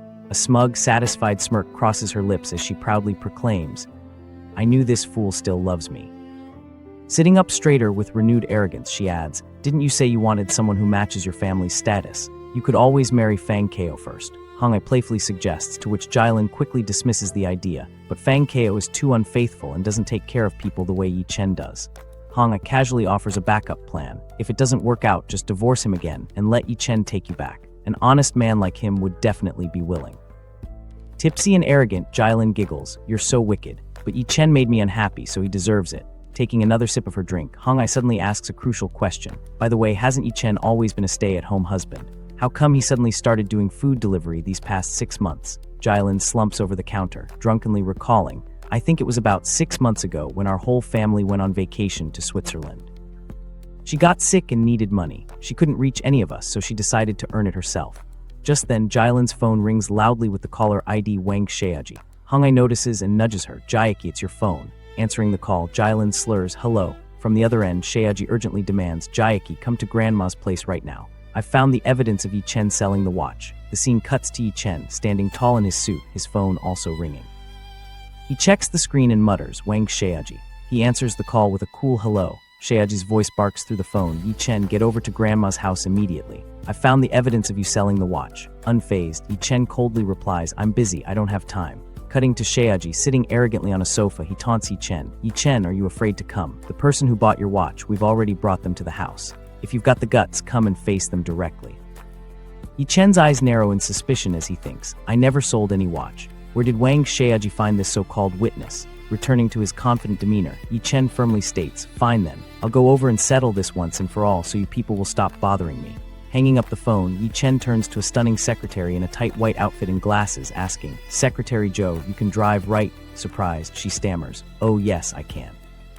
Yi Chen strides forward with a commanding presence, ordering her, "Let's go, take me to Zishan Villa," to which she eagerly replies, "Yes." A sleek black Mercedes driving down a sunny road. Inside the luxurious car, Yi Chen sits in the back seat, gazing out the window thoughtfully as he admits internally, "Returning to Zishan Villa like this, as the head of Huisheng Group, I have mixed emotions about this." The car eventually pulls up to the grand 30 minutes later, ornate gates of Zishan Villa. The driver's side door opens, and a stunning woman with long brown hair and glasses, wearing a sharp white skirt suit with a red tie, steps out. Watching from a distance, old Madam Wang and Wang Zhiqiang look on in confusion, with Zhiqiang whispering, "Isn't that Secretary Joe, President Qin's right-hand woman? Why is she behind the wheel?" Old Madam Wang asks, "What's she doing here? And where's Yi Chen?" As Secretary Joe walks gracefully around to the back of the car. Opening the rear door respectfully, she announces, "President Yi, we have arrived." Yi Chen steps out of the vehicle and calmly instructs her, "Secretary Joe, wait for me here," to which she obediently replies, "Understood." Witnessing this exchange, the Wang family is left completely dumbfounded. Old Madam Wang and Zhiqiang stare with wide eyes, thinking Zhou Rongrong is actually playing chauffeur for Yi Chen. While his ex-wife Wang Jialin mutters in sheer disbelief, "Yi Chen, how is this even possible?" Suddenly Wang Xiaoji points at Yi Chen with a triumphant smirk, loudly declaring, "Oh, I've figured it out. That phony Yi Chen is trying to pull that classic delivery boy makes good and shows up the rich family routine, isn't he?" Wang Jiao laughs mockingly in agreement, saying, "Oh yeah, totally. What a performance. It's absolutely ridiculous," as old Madam Wang nods, adding, "Xiaoji's got a point." Continuing his mockery, Xiaoji laughs and taunts, "Ha ha ha, Yi Chen, you really know how to put on an act. You're strutting around like some big shot, even got Secretary Joe to drive you and open your door. Come on, how much did you have to pay her for this little show?" Yi Chen simply stares blankly as Jiao insults him further. "Everyone knows you're just President Qin's lapdog over at Huisheng Group. Who exactly are you trying to impress with this act?" Internally, Yi Chen sighs. The Wang siblings haven't changed a bit, nothing but venom coming out of their mouths. He then notices Wang Jialin looking away with a flushed, arrogant smirk, wondering to himself, Wang Jiao is actually laughing. Convinced of her own delusion, Jialin thinks proudly, "Hong, I was right. Yi Chen joined Huisheng Group so he could eventually prove himself to me. What he's doing today is the clearest proof yet." Cutting the tension, Xiaoji turns toward the estate, telling Yi Chen, "Enough of this nonsense. Where's this witness you mentioned? These people must have something wrong with their heads. Inside, follow me." Yi Chen follows Xiaoji down a long, sunlit red carpet leading to the main hall, where two massive, muscle-bound thugs holding bats stand guard at the entrance. Entering the room, Yi Chen looks at the guards, thinking, these are obviously street hoodlums. What are they doing inside Zishan Villa? He is immediately greeted by the tattooed, red-braided Brother Melon, who sits arrogantly with his men and says, "Brother Yi Chen, we meet again." Yi Chen feigns ignorance, asking, "Have we ever met before?" Brother Melon smirks, playing his part perfectly. "You've already forgot. A couple days ago you came to sell me a watch. I paid you 5 million for it. I'm your Brother Melon." Xiaoji chimes in smugly. Every random high schooler in Yuncheng knows who Brother Melon is. "You expect me to believe you don't. I think you're just too chicken to admit you sold me the watch, so you're pretending not to know me." Unfazed, Yi Chen looks at Xiaoji and remarks, "Wang Xiaoji, this is the witness you dug up. Fits your usual style perfectly." Furious, Xiaoji yells, "What nonsense are you spouting? You obviously stole that watch." The scene cuts to an enraged old Madam Wang, flanked by thugs, as she screams, "Yi Chen, you stole from our Wang family and you still have the nerve to argue about it." Maintaining his composure, Yi Chen states firmly, "Old Madam Wang, I came here today to set the record straight. I never took your watch." Old Madam Wang thrusts forward a blue velvet box containing the luxurious Richard Mille timepiece, demanding, "Then how did this watch end up in Brother Melon's possession?" This is a globally limited edition. Every single one has a unique identifier. There's no mistaking it. Brother Melon backs her up, pointing an accusing finger at Yi Chen. "Kid, you're the one who brought this watch to me to sell. You even said after you got the money, you were going to book the presidential suite at Zizi Lake Hotel for an entire week." Melon continues pressing the lie. "If you didn't get 5 million from me, then tell us, where did the money for your hotel stay come from?" Standing behind Melon, Xiaoji thinks triumphantly, "We rehearsed these lines already. There's no way Yi Chen can counter them." Looking down in disappointment, Yi Chen laments, "I wanted to coexist with all of you as an ordinary person. I never imagined all I'd receive in return would be mockery and contempt." Suddenly, he stands tall, an imposing aura radiating from him as he declares, "Fine then, I'll lay all my cards on the table. I am the president of Huisheng Group." A dramatic close-up shows his intense gaze as he adds, "I'm a billionaire. Is that reason enough for you?" Wang family members stare blankly with comedic expressions for a second before erupting into hysterical, mocking laughter. Screaming and laughing, Xiaoji points at him, laughing until tears form. "Who do you think you are, the main character from some web drama? You even stole his lines. I can't breathe." To which Yi Chen confusingly asks, what web drama? Wang Jiao laughs so hard she has to hold her stomach, taunting. Yi Chen, why are you so obsessed with pretending to be rich? Ha ha ha ha. If you were really the head of Huasheng Group, forget my sister. I'd marry you myself as your second wife, and we sisters would take turns serving you. Stepping forward to play the benevolent ex-wife, Jilin tells him, Yi Chen, you were my husband for 3 years after all. Our Wang family hasn't forgotten that. We're not going to let you rot in prison. You've already blown through tens of thousands, but you can pay it back slowly. As long as you get on your knees and admit you were wrong, you can walk out of here today. Unmoved by her fake mercy, Yi Chen replies coldly, I didn't do anything wrong, so I won't kneel. And even if I had, not a single person in the Wang family is worthy of me kneeling to them. This instantly enrages old Madame Wang, who screams, how dare you, while Jiao yells, call the police, send this worthless ex-son-in-law to prison for 10 years. Hearing the mention of police, Brother Melon sweats nervously, thinking, if this actually goes to the station, the whole truth is going to come out. Acting quickly, Melon approaches Yi Chen, grabbing his shoulder while thinking, all old Madame Wang wants is for him to kneel. If we can get that, we can muddle through this mess. He tries to coax Yi Chen out loud, brother, quit the act. Just kneel down and apologize to Grandma and young Master Wang. Don't worry, Grandma already said she won't let you go to prison. When Yi Chen refuses to budge, Melon drops the act, waving his hand to his gang and shouting, today, you're kneeling whether you like it or not. Brothers, make him kneel for me. 2 burly thugs instantly grab Yi Chen's arms, threatening, didn't you hear what Brother Melon said? Get on your knees right now. Glaring back with a deadly expression, Yi Chen warns, I already told you you're not worthy. With a swift, brutal motion, Yi Chen slams his elbow backward into the first thug's face, causing him to scream in pain. He then instantly pivots and delivers a devastating straight punch to the second thug's jaw, sending him flying back. Shocked by his combat skills, Brother Melon orders, this guy can actually fight. Brothers, all together now. As a large, bald thug approaches with a bat, a tiny white poodle with blue bows suddenly runs into the fray, making the thugs jump back in surprise and shout, a dog. Where did this dog come from? Standing tall amidst the thugs, Yi Chen looks down as the brave little poodle barks fiercely at the attackers. Yi Chen gently picks the dog up, a soft smile crossing his face as he asks, you little snob, weren't you barking at me just yesterday? Internally, he reflects, Huahua may be old Madame Wang's beloved pet, but I've been the one cleaning up after it and feeding it these past few years. Now that I'm in danger, Huahua is still worried about me. The scene ends on a powerful close-up of Yi Chen holding the poodle, his eyes filled with profound disappointment and icy resolve as he states, even a dog knows who treats it well. That's more than I can say for some people who aren't even as good as animal. In the grand hall of the Wang family's estate, as old Madame Wang points an accusing finger at Yi Chen, commanding the woman in the red dress, Yunyuan, go retrieve Huahua for me this instant. The woman eagerly replies right away, while the tiny white poodle barks fiercely at her from Yi Chen's arms, apparently having chosen sides in this family feud. Glaring at Yi Chen, old Madame Wang issues a final ultimatum, declaring, Yi Chen, I'll give you one last chance. Get on your knees voluntarily and confess, and you can spare yourself a world of pain. Lightning begins to crackle around Yi Chen's intense, glowing eyes as he fiercely shoots back. Then allow me to repeat myself, none of you are worthy. Instantly, 3 heavily muscled street thugs rush him from all sides, with one lunging forward with a knife and screaming, say your prayers. With effortless agility, Yi Chen dodges the attacks, his mind flashing back to his past.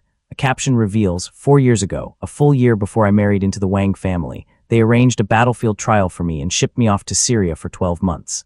Moving with blinding speed, Yi Chen delivers a devastating punch directly into a thug's face, thinking, these guys might seem tough compared to ordinary people. He brutally counterattacks the last thug, drawing blood with a vicious strike to the jaw as his internal monologue continues. But for someone who survived the battlefield, surrounded by blood and corpses day in and day out, this is basically child's play. Standing tall and untouched amidst the groaning bodies of the defeated thugs, Yi Chen's display of power shocks everyone until Brother Melon suddenly charges in, yelling, you little brat. Flanked by 2 more men, Melon draws a gleaming combat knife, ordering his lackeys, hold him steady, I'm going to slice his hand tendons. Stepping aggressively into Yi Chen's personal space, Melon brandishes the blade and threatens, kid, you messed with my men, so today I'm going to mess with you permanently. Without a flinch, Yi Chen's hand shoots out like a viper, gripping Melon's wrist with terrifying force as the gang leader gasps. You, what are you trying to do? In a swift, merciless motion, Yi Chen violently twists the arm, resulting in a loud crack as Melon screams out. Yi Chen continues the brutal submission, his eyes glowing with fierce red energy as blue lightning arcs around them, snapping the bones further while Melon shrieks in pure agony. The sheer brutality leaves the Wang family paralyzed with fear. Wang Jiaqi covers her mouth in horror, gasping internally, dear heavens. While old Madame Wang breaks into cold sweat thinking, how can one human being possess such terrifying combat ability? Trembling, the old madam wonders to herself, Could it be that the old man insisted on letting Jaeki marry Yi Chen because he knew about his skills? Meanwhile, a stunned Wang Jaeki contemplates, did Grandpa make me marry him so he could protect me? However, she quickly shakes off the thought, convincing herself, but we're living in peaceful times now, and the Wang family doesn't have any enemies. No, no, no. Grandpa, you made me marry him because his family is wealthy. Nearby, the bespectacled Wang Zhiyuan laughs with his brother Zhiqiang, noting, Zhiqiang, father really struck gold finding that son-in-law for your Jaeki. Thank goodness I refused back then. A confused Zhiqiang replies, what happened, prompting Zhiyun to explain, did you think father originally arranged the marriage between Yi Chen and Jaeki? Wrong, he approached me first. This leaves Zhiqiang shocked, asking, big brother, what did you say? A flashback shows their father proposing the idea to Zhiyun, saying, Zhiyun, there's an exceptionally rare top-quality son-in-law candidate available right now. Would you be willing to let Yunyun marry a few years early? Zhiyun proudly recalls his refusal, thinking, after learning it was a country bumpkin like Yi Chen, I rejected it on the grounds that Yunyun was too young, and only then was Yi Chen arranged for your Jaeki. Hearing this, Wang Jiayao in the red dress bursts into arrogant laughter, boasting, so it turns out Jia Yao picked up the man my younger sister rejected. Oh my, grandpa really is losing his mind, actually thinking of betrothing me to Yi Chen. Sure, he can fight, that's all. I have no interest in such a violent man. She then turns a smug smile to her sister Jaeki, teasing, fortunately, I was young at the time and dodged that bullet. Big sister, you can enjoy this wonderful fortune all to yourself, hee hee. Watching their petty sibling rivalry, Yi Chen looks down dejectedly, thinking, I never expected there to be such a backstory. His mind drifts back to his time in the desert ruins, in full military tactical gear, as he reflects, 3 years ago, when I had just returned from my battlefield trial, accustomed to blood and corpses, I was desperately yearning for love and a family. Remembering the first time he saw the beautiful Wang Jaeki in her school uniform, he thinks, back then, I fell for Wang Jaeki at first sight, dreaming of spending my whole life with such a cute and beautiful girl. Returning to the present, he stands amidst the beaten thugs, sighing internally, I never imagined the two of us would end up like this. Snapping back to the confrontation, Yi Chen violently grips the injured brother Melon by the collar, demanding with a terrifying aura, speak.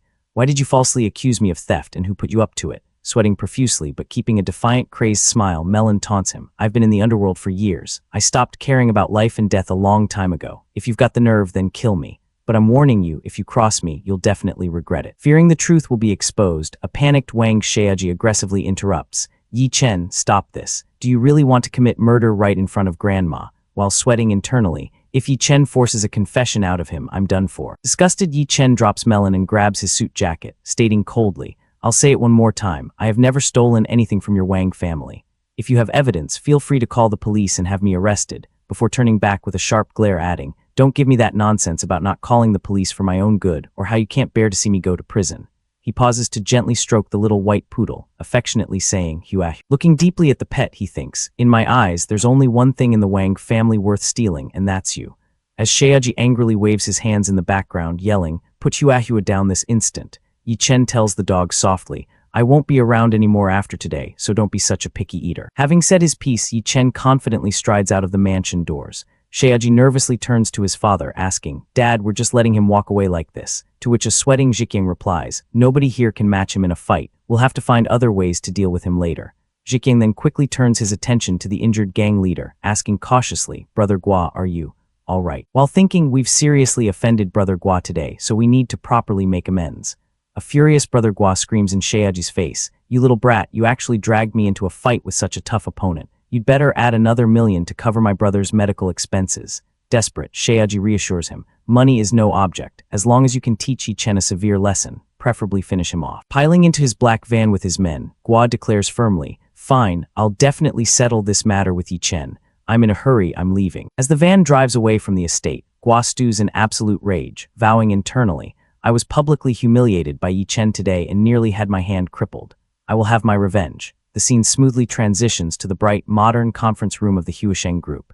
Yi Chen sits professionally at the head of the table, announcing, since everyone is in agreement, from this point forward we will officially begin our cooperation with Dingcheng Real Estate. Turning to his beautiful assistant Qin Hongyan, he instructs, Hongyan, have the Wang family, have Dingcheng Real Estate send someone over to explain their plans for this project to me in detail. I also want to inspect their preparations. Hongyan respectfully complies, understood, I will notify them immediately. The perspective shifts back to the serene, sunlit exterior of Zishan Villa.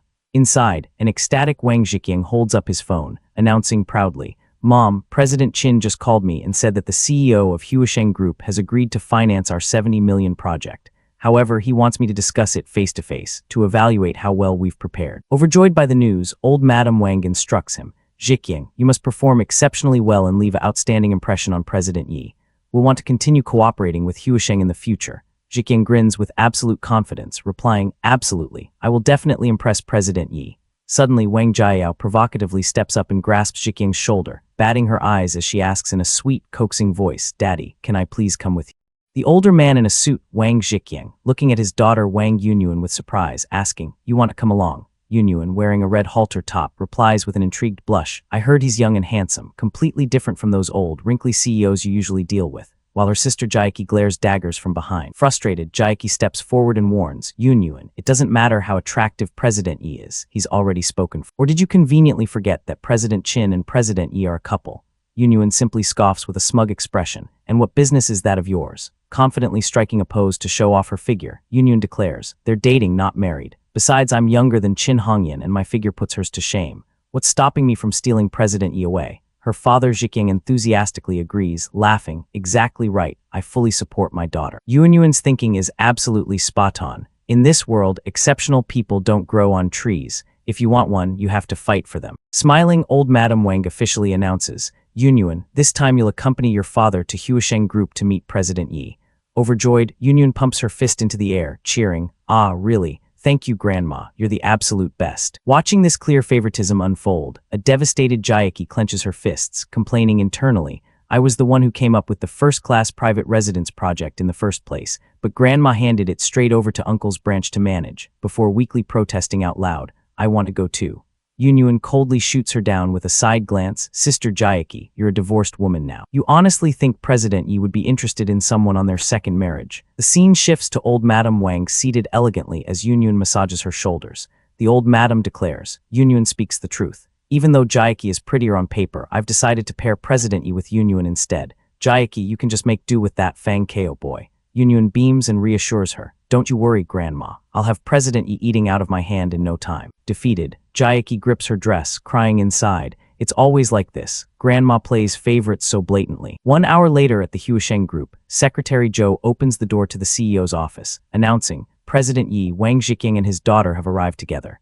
Yi Chen, sitting imposingly at his desk, calmly orders, let them wait in the reception room for now, to which she replies, understood.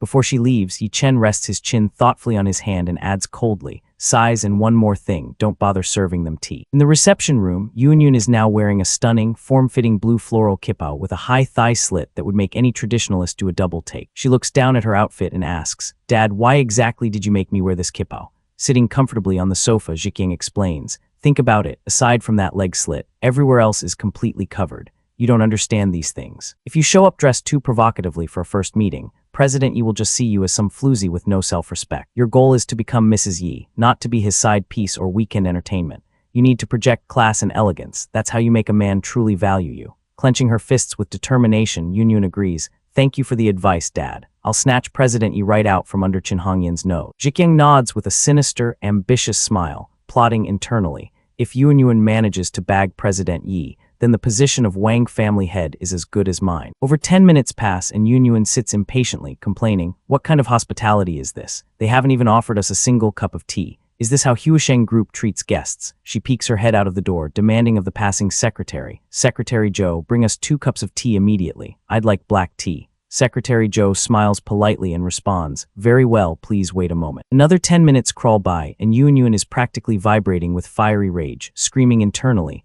I can't believe this. That Secretary Zhou still hasn't brought my tea. Zhiqiang casually advises her, once you become the president's wife, you can fire her on your first day. Don't get worked up now. President Yi could walk through that door at any moment. Hearing this, Yunyun instantly forces down her anger with an audible scream and perfectly transitions into a graceful, cross-legged pose on the sofa, simply replying, fine. Half an hour later, the facade completely crumbles as Yunyun slumps exhausted against the cushions, sighing dramatically, Dad, I genuinely cannot maintain this posture any longer. Sitting like some refined lady is absolutely exhausting.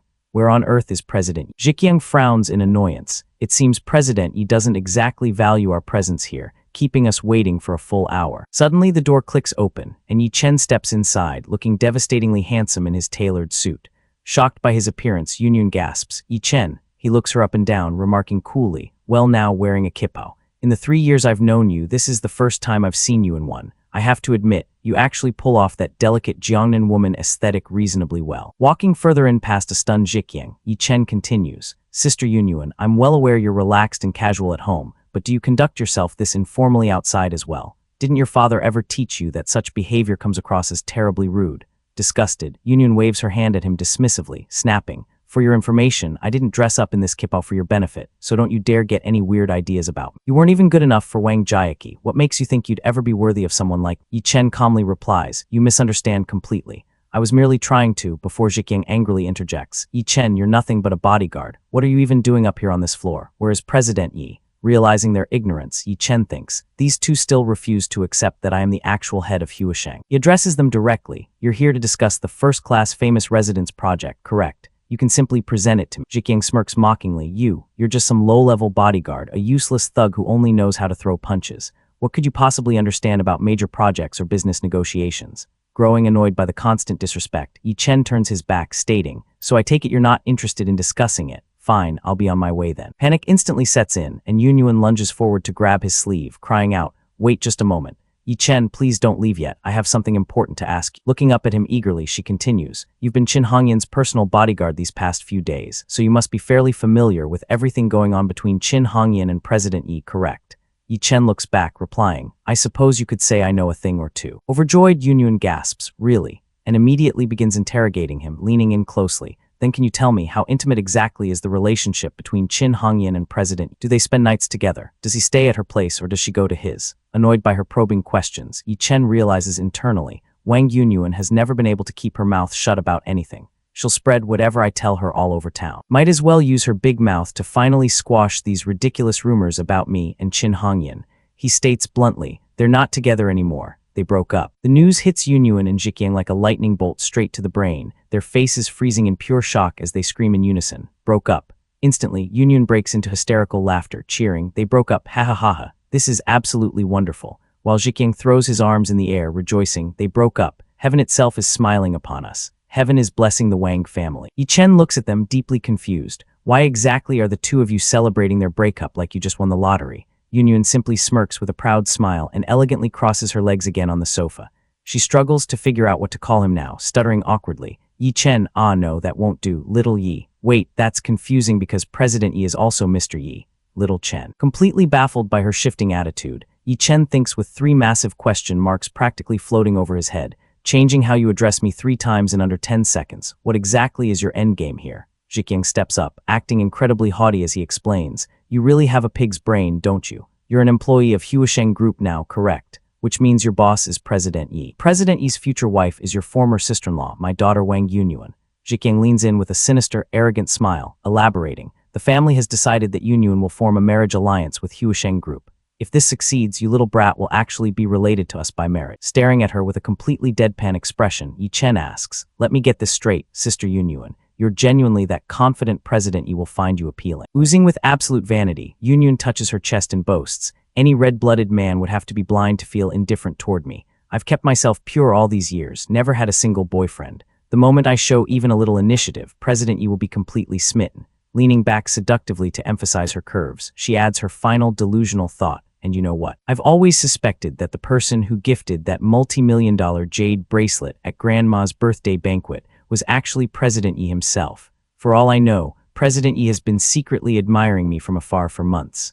Yo, what's good everyone? Back with chapter 21. Yi Chen's finally got these clowns where he wants them after the big CEO drop. But the Wang family, still dumb as rocks, pulling shady moves to try and take him down one last time. Will he crush him for good or play along? Let's dive in. This one's wild hit that like if your team revenge. Observing the situation with a calm demeanor, the main character Yi Chen thinks to himself, this Wang Yunyuan self-confidence is truly operating on another level entirely. Realizing there is no point in investigating further, he concludes aloud to his former in-laws, You don't need to dig any deeper. That bracelet was definitely gifted by President Yi of Huasheng Group. Hearing this, Yunyuan clenches her fists in utter excitement and exclaims, Seriously, for real. It really came from President Yi. I told you my intuition never lies. She immediately turns to her father, Wang Jikyang, who is grinning from ear to ear and squeals, Dad, did you catch that? President Yi genuinely has feelings for me.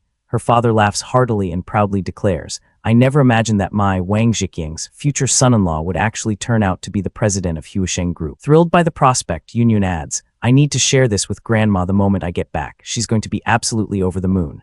Watching the greedy duo celebrate their delusional fantasy, Yi Chen sweats awkwardly and mutters internally, this family is genuinely nauseating. Dreaming of another marriage alliance between the Yi family and the Wang family. They might as well be asking for the moon. Impatient, Yunyun asks Yi Chen, so where exactly is President Yi right now? I demand to see him. Yi Chen smirks slightly, deciding to play along with their ignorance of his true identity, and replies, President Yi. He's currently meeting with some guests in the reception room.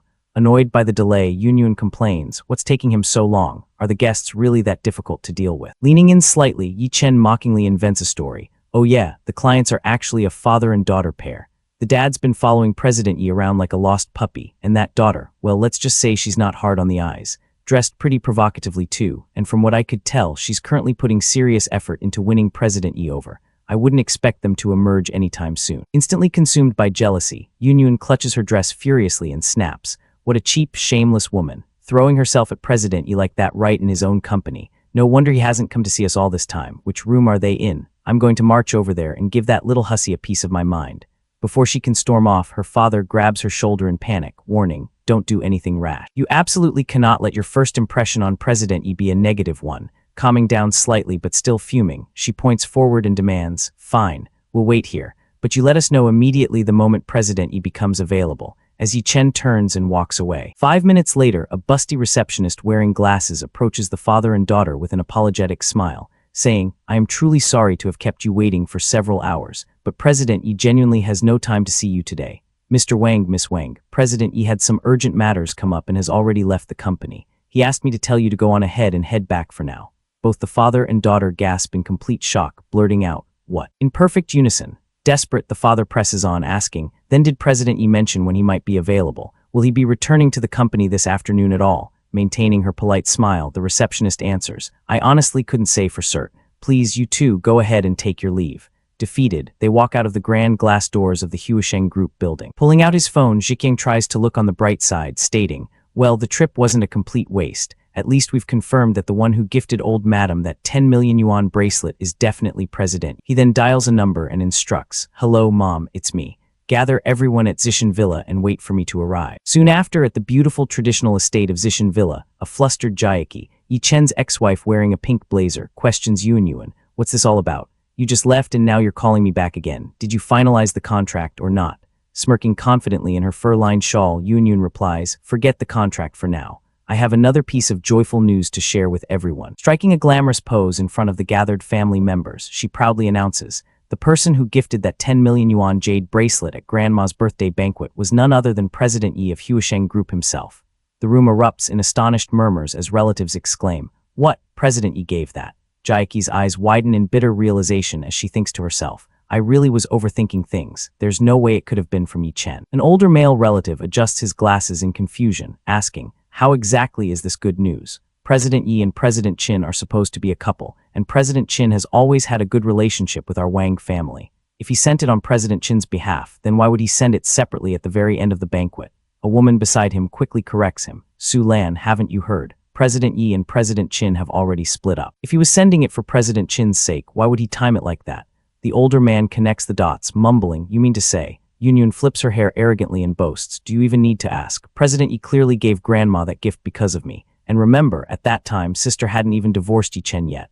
Grandma claps her hands in sheer delight, exclaiming, now that analysis makes perfect sense. I knew all along that whoever sent that gift must be a man with feelings for Yunyu. I never expected that man to actually be the president of Huisheng Group. The fortune of our Wang family has finally arrived. Holding her grandmother's hands endearingly, Yunyun promises, Grandma, I will absolutely cultivate a wonderful relationship with President and elevate our Wang family to the ranks of Yunju's first-class families. Grandma beams with pride, replying, wonderful, wonderful, my granddaughter shows such promise. Still skeptical, Jaiki glares at her and demands, who exactly did you hear all this from? Is this information even reliable? Yunyun sneers viciously, mocking her. It came straight from your useless ex-husband's mouth, so of course it's reliable. Turning back to their grandmother, Yunyun continues, Grandma, President Yi was too swamped this morning and couldn't find time to see us. This afternoon I'll go to the company alone and find him. Rest assured I can handle. Jaeki stammers in absolute disbelief as Yunyun shoots her a condescending glare, adding, "Oh, and by the way, sister, if you don't have any pressing plans this afternoon, you can just act as my driver and take me to Huisheng Group." Enraged to her core, Jaeki thinks, Wang Yunyun has gone way too far, humiliating me like this right in front of the entire family. She screams out loud, "I'm extremely busy. I don't have time to show for you around." Before turning and fleeing the room in tears, ignoring her relatives calling out, "Hey, Jaeki, wait." Speeding down a winding mountain road in her black Audi, tears stream down Jaeki's face as she grips the steering wheel and cries, "Damn it, damn it, damn it." Distracted by her immense frustration, she suddenly screams in sheer terror as her car swerves violently off the road, crashing forcefully into a large tree. Slumped over the steering wheel, she weeps bitterly, complaining, "I hate this, I hate everything, I hate my life. It's all Yi Chen's fault. He's the reason I've lost so much face." Meanwhile, high up in the towering Huisheng Group building, the handsome CEO Yi Chen is diligently reviewing paperwork at his desk when his phone begins to buzz. He picks it up and calmly answers, "Hello," only to be met with Jaeki shrieking furiously through the speaker, "Yi Chen, you absolute bastard. I hate you with every fiber of my being." Letting out an exhausted sigh, Yi Chen pinches the bridge of his nose and thinks, this woman, after everything that's happened, still refuses to engage in any self-reflection. Her only talent seems to be hurling insults at me. He calmly asks, "What seems to be the problem now?" Gripping her phone tightly in the wrecked car, Jaeki yells desperately, "You bastard, bastard, bastard. If you were going to pretend to be the one who gave that jade bracelet from the very beginning, why couldn't you just keep up the act? Why did you have to go and tell Uncle and Yunyun the truth? Do you have any idea how much face I've lost within the family because of you?" Flipping to the next page of his document completely unfazed, Yi Chen replies smoothly, "Ah, so that's what this is about. I was telling the truth the entire time. It's just that none of them chose to believe." Unwilling to listen, Jaeki rants through her tears. "Now everyone in the family is convinced that you, Yi Chen, have feelings for Wang Yunyun. In front of the whole family, Grandma couldn't stop singing her praises. Do you know what that wretched girl Yunyun just said to me? She actually had the audacity to tell me to act as her personal driver. If she ends up marrying President Yi in the future, I'll have absolutely zero standing left in the Wang family." Narrowing his eyes, Yi Chen coldly retorts, "Don't you still have that young master from the Fang family to fall back on?" She swallows her pride and admits, "Fang Kao can't even begin to compare with President Yi. He's not even considered a true executive in their family business. They exist on completely different levels entirely." Amused by her sudden change of tune, Yi Chen rests his chin on his hand and mocks, "Hearing you say that, I honestly can't tell if I should feel flattered or concerned." Hearing this, Jaeki's voice rings out over the line, "What exactly are you so pleased about? Sure, Fang Kao can't compare to President Yi, but he's still 10,000 times better than you.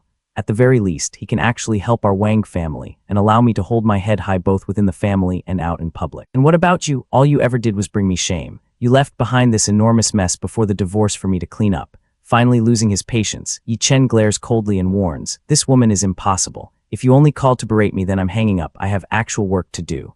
Realizing she pushed too far, Jaeki instantly panics, pleading, "Wait, don't hang up. I called because I need you to do me a favor." Putting on a serious expression, he finally demands, "What exactly is it that you want?" Still gripped by jealousy, Jaeki glares bitterly while on the phone with Yi Chen, demanding, "Yi Chen, I refuse to let Wang Yunyun have things go smoothly with your President Yi." Yi Chen furrows his brow, asking calmly, "What exactly are you getting at?" A wicked smirk crosses her face as she plots, "Wang Yunyun will be heading to your company again this afternoon. She's been really into black tea lately. Pour her a cup, slip some laxatives into it, and make her spend the whole meeting running to the bathroom. Or when you brush past her, pretend to be clumsy and tear her kippao. You're strong enough, she'd never suspect you." Pinching the bridge of his nose in exhaustion, Yi Chen replies reluctantly, "Fine, I'll help you out with this, but honestly, there's no need for all that nonsense. I'll just have President Yi refuse to see her. I didn't want to deal with Wang Yunyun in the first place." Infuriated that he isn't taking her elaborate revenge seriously, Jaeki snaps, "Stop talking big, you're just a bodyguard. You think you can tell President Yi not to see someone and he'll just listen." Unfazed, Yi Chen coldly states, "Believe whatever you want," before abruptly ending the call. Glaring at her dead screen, Jaeki fumes, "He actually dared to hang up on me. This man has way too much nerve." Later that afternoon at 2 o'clock, Wang Yunyun confidently strides into the president's floor of the Huisheng Group in her blue kippao, ordering the receptionist, "HMPH, Secretary Zhou, take me to see President Yi immediately." The busty assistant adjusts her glasses and politely intercepts her, saying, "Miss Wang, I'm terribly sorry, but you really should head back." Confused and impatient, Yunyun asks, "Why? Is President Yi not coming back at all this afternoon?" Sweating nervously as she quickly invents an excuse, Secretary Zhou explains, "It's not that at all. President Yi mentioned that you're far too beautiful. If he tried to discuss the contract with you, he's afraid he'd be so distracted by your looks that he'd completely forget about work. So he'd prefer you send someone else from your family instead." Instantly blushing, Yunyun's ego inflates to dangerous levels as she gasps in pure delight. Send someone else. Did President Yi really? Just compliment my beauty. Seeing the lie working perfectly, Secretary Joe nods smoothly, adding, absolute. President Yi also follows your short video account and watches your content regularly. Overjoyed, Yunyun squeals happily. President Yi really is one of my admirers. Fine then, I'll let someone else come instead. Secretary Joe, please tell President Yi that he's welcome to ask me out for coffee or a movie anytime he's free. Joe forces a polite smile and assures her, I'll be sure to pass along the message. Pulling a thick stack of cash from her designer bag, Yunyun slides it across the desk, saying, this is a little something for you. Taken aback, Joe asks, what's this for? Leaning in closely, Yunyun whispers eagerly, just send me a photo of President Yi. Firmly pushing the bribe back, Joe shakes her head. Miss Wang, I don't actually have any pictures of President Yi myself. Lowering her voice conspiratorially, Joe hints, but I can tell you this much. President Yi is extremely handsome and around the same age as you. Yunyun blushes furiously, her imagination running wild as she turns and leaves in high spirits. Watching her walk away, Secretary Joe covers her mouth and scoffs silently. All that beauty and absolutely nothing going on upstairs. Meanwhile, far away in Man City, country tea, a distinguished older man named Lord Liu Zhenkun pours himself a glass of whiskey. Sitting in his luxurious office, he questions his heavily bruised and bleeding subordinate. Ziguo, why did you travel all the way from Yunju just to find me? What happened this time? Sweating profusely, the tattooed thug praises him. Lord Liu's foresight is truly divine. I've indeed run into some trouble in Yunju and need to beg for your assistance. Kneeling on the floor in absolute disgrace, Ziguo continues. The situation is like this. Exploding in sudden rage, Lord Liu smashes his whiskey glass over Ziguo's head, roaring, what did you just say? You worthless idiot. I left you with plenty of men back then. There should have been at least 70 or 80 still under your command. And now you're telling me you only have 10 fucking left, and they're all crippled. Trembling in fear, Ziguo pleads, it's entirely my uselessness. Please punish me however you see fit, Lord Liu. Lighting a cigar to calm his nerves, Lord Liu exhales a thick cloud of smoke and sighs. Forget it. Times have changed. Fighting and killing accomplish nothing nowadays. We're people who live in the shadows. There's no place for us to survive out in the open sunlight. That's exactly why I left Yunju 2 years ago and shifted my focus to these desperate regions in Southeast Asia. Desperate to make amends, Ziguo begs. If I had even half of Lord Liu's intelligence, I never would have ended up in such a miserable state today. I beg you, Lord Liu, let me lead 100 men back there to avenge our fallen brothers. Lord Liu picks up his smartphone and explains, I grew up an orphan just like you. The reason I have the mindset and achievements I do today is all thanks to Master Fang's guidance. Wait here a moment. As the call connects, Liu's tone shifts to one of deep reverence. Master Fang, it's me, Liuzi. I hope I'm not disturbing your rest. Realizing who is on the phone, Ziguo watches in awe, knowing this is the legendary true boss who raised Lord Liu from nothing. Liu continues respectfully. It's like this. I'm planning to return to Yunju in the next couple days to handle some matters. It's also been a while since I visited you, so I've prepared some gifts. What's that? You're actually in Yunju right now. That's wonderful news. I'll book a flight immediately. Master Fang, I'll come pay my respects to you shortly. Hanging up, Lord Liu turns to his subordinate with a smirk. You're in luck, kid. Master Fang happens to be in Yunju at this very moment. Thrilled by the news, Ziguo asks eagerly, really? Then Lord Liu, could you possibly introduce me as well? I'd love the chance to meet our Grandmaster. Lord Liu slaps him hard across the face, scolding. Do you honestly think Master Fang has time for some useless nobody who's accomplished absolutely nothing? Even I have to schedule an appointment well in advance just to see him. Adjusting his posture, Liu commands, book me a flight immediately. I'm going to visit Master Fang, and while I'm there, I'll handle that kid named Yi Chen you mentioned. Clenching his fists with a wicked grin, excellent. I want Yi Chen dead more than anything. Thank you, Lord Liu. Later that evening back at the Wang residence in Yunju, Zhiqiang holds a glass of wine and remarks, so President Yi couldn't seriously discuss business because he was too distracted. Yuanyuan, it seems President Yi is genuinely infatuated with you. Basking in the praise, Yuanyuan smiles smugly and replies, well, obviously. Zhiqiang then turns to another young man in the room and instructs, since President Yi requested we send someone else, Sheaji, you'll go see President Yi tomorrow instead. Glaring at his phone screen with a sinister expression, Sheaji thinks to himself, perfect. I was planning to find that useless piece of trash Yi Chen tomorrow anyway. Tomorrow, that fool Yi Chen will regret ever being born. The next morning at Master Fang's grand, sunlit villa, Lord Liu and his men arrive to pay their respects. Taking off his hat and bowing deeply alongside his associates, Liu greets the gray-haired man sitting before them, Master Fang. Adjusting his glasses gracefully, the sharply dressed Master Fang replies humbly, Zhenkun, you're a regional boss now after all. There's no need to bow to me like this. Straightening up with utter devotion, Liu insists, I, Liu Zhenkun, would be nothing today without Master Fang's guidance and cultivation. I would never dare forget such a tremendous favor for as long as I live. Master Fang, haven't you been living in the UK for the past 2 years? What brought you back to the country suddenly, and to this city of Yunju of all places? Taking a slow sip of his tea, Master Fang answers calmly, "The old master sent me here to assist the third young master." Lord Liu's eyes widen in sheer shock as the magnitude of the situation dawns on him, thinking to himself, could it possibly be? To think the third young master is actually hiding here in Yunju, I never would have imagined. The master above Master Fang is truly a figure of immense importance. Across the entire world, he ranks among the most powerful people alive. Setting his teacup down firmly, Master Fang warns, "Tell your subordinates not to go running around causing trouble blindly. If they disturb the third young master in any way, you'll be the one facing the severe consequences."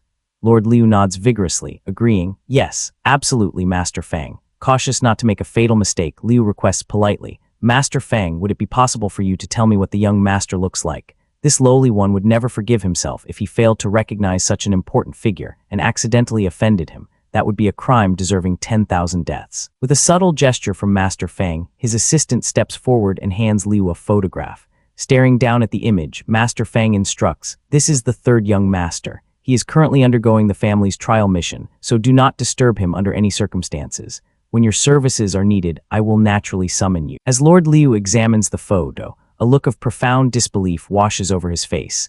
The immensely powerful third young master he was just ordered to protect is none other than Yi Chen, the very man he had planned to kill. Admiring the photograph in his hand, Lord Liu praises enthusiastically, "The third young master is truly handsome. Anyone can see at a glance that he comes from an extraordinary family. I would give anything just to catch a glimpse of the young master's esteemed face in person someday." Sitting calmly in his armchair, Master Fang notes, "The third young master has already been in Yunju for 3 years now, and he'll likely remain here for another year or two." Changing the subject, Fang asks, "By the way, haven't you been recruiting men in Southeast Asia these past few years? What brought you back so suddenly?" Lord Liu explains respectfully, "I have an underling named Zigua who ran into some trouble, so I brought about 100 men recruited from various Southeast Asian countries to help him deal with it." Master Fang's expression darkens as he warns sternly, "I don't particularly care what you do, but don't let it affect the third young master in any way."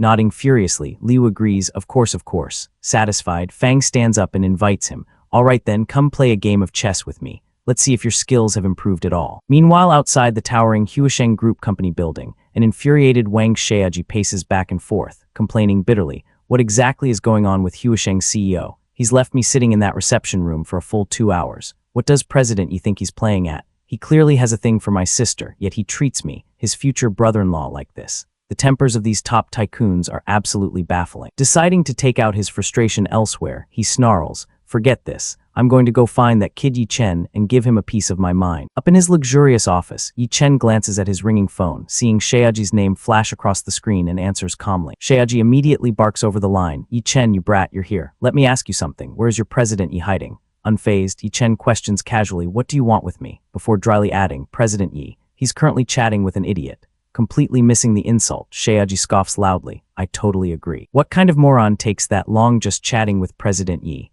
Yi Chen rolls his eyes and clarifies coldly, "You really have no self-awareness. The idiot I'm referring to is you." Soon after, the two men meet face to face. Looking Yi Chen up and down, Xiaoji sneers, "Yi Chen, you claim to be a bodyguard, yet you strut around dressed like a CEO. Who exactly are you trying to impress?" Pointing an accusing finger at him, Xiaoji threatens, "And that little stunt you pulled, hitting me in front of all those big shots in Yunju. I'm not letting that slide anytime soon." Xiaoji brags arrogantly, "Didn't you get Zigua to set me up? Too bad your precious brother Gua couldn't help you get revenge either. Don't get too comfortable. Brother Gua's boss just sent over about 100 top-tier thugs." Hearing this, Yi Chen narrows his eyes, thinking about Qin Hongyan's safety, and warns, "I'm just saying, be careful on your way home from work from now on. And maybe don't drink too much, wouldn't want to end up beaten to pulp without even knowing what hit you." Loosening his tie, Yi Chen challenges him directly, "Actually, why wait? Why don't you have them come to the company parking lot right now? Save them the trouble of ambushing me later. Let's settle this directly." Xiaoji eagerly points at his phone, "Fine, you said it. I'll have Brother Gua send people over immediately. If you've got any guts, come down and wait with me right now." Yi Chen confidently agrees, "Sure, I'll be waiting." Walking down into the dimly lit underground parking lot, Xiaoji immediately grabs a pipe and starts smashing the security cameras. Watching him calmly, Yi Chen asks, "What exactly are you doing?" Xiaoji turns around with a sinister grin, boasting, "Now that I've taken out all the cameras, even if I beat you to death right here, there won't be any evidence left." Yi Chen simply smiles, cracking his knuckles as he retorts, "Is that so? Then by that logic, if I beat you to death here, there won't be any evidence either, right?" Before Xiaoji can even react, Yi Chen dashes forward with terrifying speed. Xiaoji panics, stammering, What are you doing?" but is instantly met with a brutal punch to the face, making him scream in sheer agony. Gripping a terrified Sheaji by the collar, Yi Chen mocks, Wang Sheaji, are you really this stupid? You really thought I'd just stand here waiting for you to call your thugs? Why wouldn't I beat you up first? Suddenly, a loud voice echoes through the garage. Let him go. Ziggy arrives with his menacing squad of muscular thugs, ordering everyone get him. As the thugs charge, Yi Chen effortlessly dodges and weaves, delivering devastating strikes. He notes to himself, these 10 are definitely a cut above the usual street trash. Watching from the sidelines, Ziggy sneers confidently. Yi Chen, stop struggling. These men aren't something you can handle. Tell you what, get on your knees, acknowledge me as your boss, pledge your loyalty to me from now on, and I'll spare you. How does that sound? Yi Chen's voice cuts through the chaos, declaring fiercely, you're not worthy. Sweating as he watches Yi Chen systematically dismantle his best men, Ziggy desperately calls his boss, pleading, Lord Liu, you absolutely need to send someone stronger, someone who can take on 10 men single-handedly. I have to recruit someone with this kind of talent under my command. Striding through a lavish hallway, Lord Liu replies enthusiastically, what? Send me the location, I'll head over immediately. I can't believe there's someone in this country who can handle 10 men at once. I must have a talent like this on my side. 10 minutes later, a sleek black car screeches to a halt inside the parking lot. Lord Liu steps out as Ziggy rushes over eagerly, greeting, Lord Liu, you've arrived. I told you 10 men weren't enough. Let's just send 100 and finish him off directly. Shoving Ziggy aside roughly, Lord Liu barks, useless waste, get out of my way. Let me get a look at this Yi Chen character. Nearby, Yi Chen finishes kicking down the last thug, panting slightly as he strategizes. These 10 took a lot out of me. If another dozen or so show up, things could get dicey. Best way to handle this, catch the leader first. I'll take down this Lord Liu immediately. Meanwhile, a heavily bruised Sheaji points at Yi Chen and taunts. Yi Chen, Lord Liu is someone you absolutely cannot afford to cross.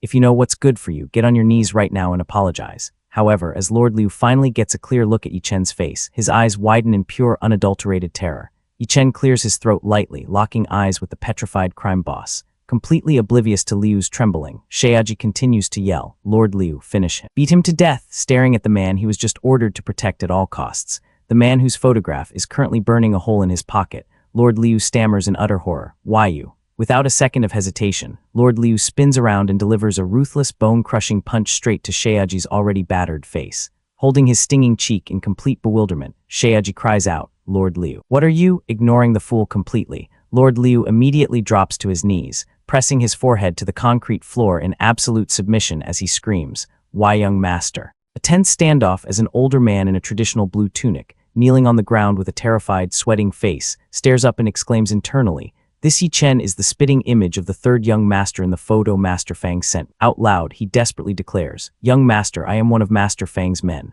Looking down at the kneeling man with an icy glare, Yi Chen responds, so you work for Butler Fang. The man, identifying himself as Liu Kun, bows his head in profound fear and pleads, for what happened today, I, Liu Kun, deserve to die 1,000 times over. Please punish me however you see fit, young master. Standing nearby, the red-braided Brother Melon is completely stunned by this turn of events, sweating as he asks, Lord Liu, what are you talking about? This guy is just our family's live-in son-in-law. Why are you calling him young master? Did you mistake him for someone else? Furious at this insolence, Liu Kun turns his head and glares at Brother Melon, screaming, you worthless fool, get down on your knees before the young master this instant. Pointing to himself in utter bewilderment, Brother Melon stammers, wait me, kneel to him.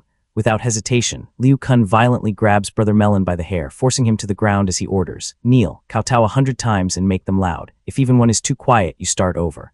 Brother Melon immediately begins repeatedly slamming his head against the concrete, begging, Brother Yi Chen, Master Yi Chen, I Zigua was blind to offend you. Please be merciful and forgive this worthless fool. Watching from the sidelines, a heavily bruised Wang Sheaji is totally dumbfounded, exclaiming in shock, what is happening? How did Yi Chen suddenly become Brother Gua's boss? Unfazed by the frantic apologies, Yi Chen calmly instructs the kowtowing man, that's enough. No need for more. You just need to go explain to the Wang family that I didn't steal their watch. Looking up with a red, bruised forehead, Brother Gua agrees immediately. Yes, absolute. I'll tell the Wang family that Wang Sheaji was the one who put me up to this. Panic instantly sets in for Sheaji, who frantically waves his hands and yells, hey, Brother Gua, what about me? You can't just sell me out like this. In a flash of loyalty to Yi Chen, Liu Kun lunges forward and grabs Sheaji by the hair, shouting, so you're the one who falsely accused our young master. Men, throw him into the Lu River. Sheaji screams out in terror, sliding across the floor to desperately cling to Yi Chen's leg as he cries, brother-in-law, save me. We're family, you can't let them do this to me. Looking down with absolute disgust, Yi Chen pulls his leg away and retorts, who in the world is your brother-in-law? tears streaming down his bruised face, Shaeji desperately negotiates. Brother Chen, I know I was wrong, please forgive me. I'll give Wang Yunyuan to you, and tonight I'll get Wang Jilin drunk and send her over to your place, okay? Disgusted by this sheer lack of humanity, Yi Chen delivers a fierce kick to Shaeji's chest, sending him flying backwards as he reprimands him. You absolute animal, Wang Jilin and Wang Yunyuan are both your sisters, one of them your own blood, and you're offering them up like bargaining chips. Do you have any decency left in you? Still begging from the floor, Shaeji pleads, brother-in-law, you have to save me at least. Yi Chen simply turns away, coldly instructing his men, let him off for today. As he walks off, Yi Chen glances back over his shoulder and warns, when you get back, you'd better explain the whole truth to the Wang family about how you framed me. Shaeji scrambles away as fast as he can, cowardly shouting back, yes, yes, yes, thank you, Brother Chen. The older man in the blue tunic remains kneeling, respectfully stating, young master, this lowly one is Zhengkun, one of Master Fang's subordinates. I brought 100 men from Southeast Asia this time, and I am willing to offer them all for your use. Yi Chen nods calmly and accepts the offer, saying, I understand, take your men and leave for now. Internally, he notes, these people might come in handy for certain special situations down the line. The scene shifts back to the serene exterior of Zishan Villa. Inside, Shaeji sits on the sofa with a severely bruised and swollen face as someone asks, Shaeji, what happened to your face? Sweating and looking away shiftily, he lies. It's nothing serious, I had a little accident with the car. Addressing old Madam Wang and his second uncle, Shaeji admits the truth, Grandma, second uncle. Actually, that Richard Mill watch wasn't stolen by Yi Chen. I took it myself to frame him. He sweats nervously, thinking to himself, this Yi Chen has connections with some seriously dangerous people. I'd better not poke that bear again. Old Madam Wang waves her hand dismissively, stating, let's forget it then. So he was wrong this time. But that Yi Chen isn't exactly innocent either. Even if he didn't steal from our house, I could still find out if he stole from someone else's. Where else would he get the money to stay in a 5-star hotel? She then pivots the conversation, asking, by the way, Shaeji, did you go to Huisheng Group today and meet with President Yi? Pondering the situation with a deep frown, old Madam Wang wonders aloud, what exactly is this President Yi playing at? Is he going to refuse to negotiate unless this old woman personally shows up? Standing nearby, Jilin steps forward eagerly and volunteers. Grandma, how about letting me try? She reasons internally. This project was originally planned together by Yi Chen and me. Maybe President Yi has been waiting for the real project planner to show up. Yunyun instantly sneers at her sister, mocking, our whole family went and President Yi wouldn't see any of us, but you think he'll make an exception for you. You really think highly of yourself, don't you? Refusing to back down, Jilin looks to her grandmother, pleading, Grandma. Old Madam Wang nods in agreement, saying, Jilin, go ahead and give it a try. Gripping her cane firmly, the old madam declares with finality, if it still doesn't work when you go, then I will personally pay a visit to President. In short, we must secure this cooperation with Huisheng Group at any cost. A caption reads 2:00 p.m. HUSHNG Group. Jilin arrives at the sleek corporate office, asking, Secretary Zhou, is President Yi available? Secretary Zhou politely replies, Miss Wang, please wait in the reception room first. President Yi is still occupied with something, to which Jilin softly answers, all right. Sitting quietly in the reception room, Jilin looks down at the glass in her hands, recognizing the drink and thinking, honey water. For the past 3 years, Yi Chen would make me a cup of honey water every single morning. Meanwhile, outside the president's office, Qin Hongyan checks her phone and informs Yi Chen, Wang Jilin is here. Do you want to see her? Yi Chen considers this, stating, I've already turned away Wang Zhiqiang, Wang Yunyuan, and Wang Shaeji when they came to discuss the contract. If we keep refusing them like this, the Wang family will definitely think we're just stringing them along. Since we've decided to go through with the cooperation, we might as well give them the 70 million. Yi Chen then looks at Qin Hongyan, instructing, Hongyan, bring me the contract, to which she replies, right away. Yi Chen opens the door to the reception room, and Jilin looks up in surprise, saying, Yi Chen, it's you.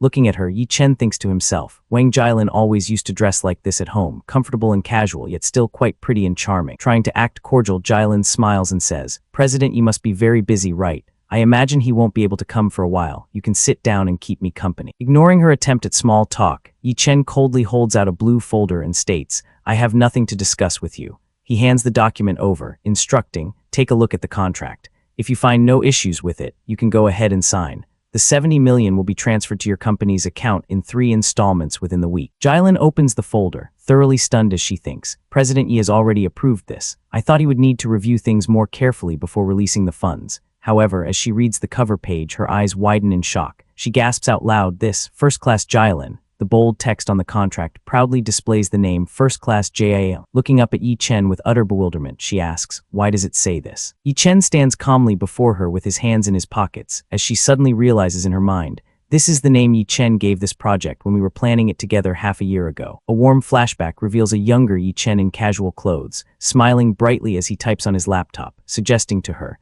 "This project is meant for you, so how about we call it First Class Jyalin?" Smiling brightly as he types on his laptop, he suggests to his then-wife Jyalin, "Half a year ago when I was putting this project together, I named it First Class Jyalin, because I came up with this whole thing for Wang Jiaqi. Of course I wanted to put her name on it." Returning to the present, Yi Chen stands before the stunned Jyalin, looking down at her with a gentle yet bittersweet expression. He continues, "Back then, I figured even if the Wang family didn't support it, half a year later, after the 3-year live-in son-in-law trial period ended, I would use my own family's money to get this first-class Jyalin project off the ground. It was meant to be my gift to my wife." Jyalin, clutching the contract tightly to her chest, looks up at him with wide, teary eyes, asking softly, "This was named after me?" Yi Chen smiles faintly, his expression tinged with a mix of fondness and regret, and explains, "Who could have predicted that Wang Jiaqi would later cheat on me? Private residence and dead residence sound a bit too similar, bad luck, so we changed the name." He tilts his head slightly, his tone shifting to a more casual, almost teasing one as he asks, "What, you don't like this name?" Jylin's face flushes crimson as she realizes the depth of his past devotion. She stammers, "Yi Chen, you begged President Yi to use this name, didn't you?" Refusing to accept his genuine success, she rationalizes internally, "Yi Chen is just a bodyguard. Why would President Yi listen to him? Did he kneel down and beg for this favor?" The scene transitions to a delicate close-up shot of a man's hand gently grasping a woman's hand, accompanied by the sound effect, "Sha." Yi Chen, looking serious, holds Jylin's hand and softly says, "Thank you, Yi Chen." Jylin, her face still flushed, looks at him with a mix of surprise and lingering affection. Yi Chen's expression hardens slightly as he corrects her assumption. "Not really. President Yi genuinely liked the name Jylin. It shares the same character as the Jia in delicious food, so he decided to use it."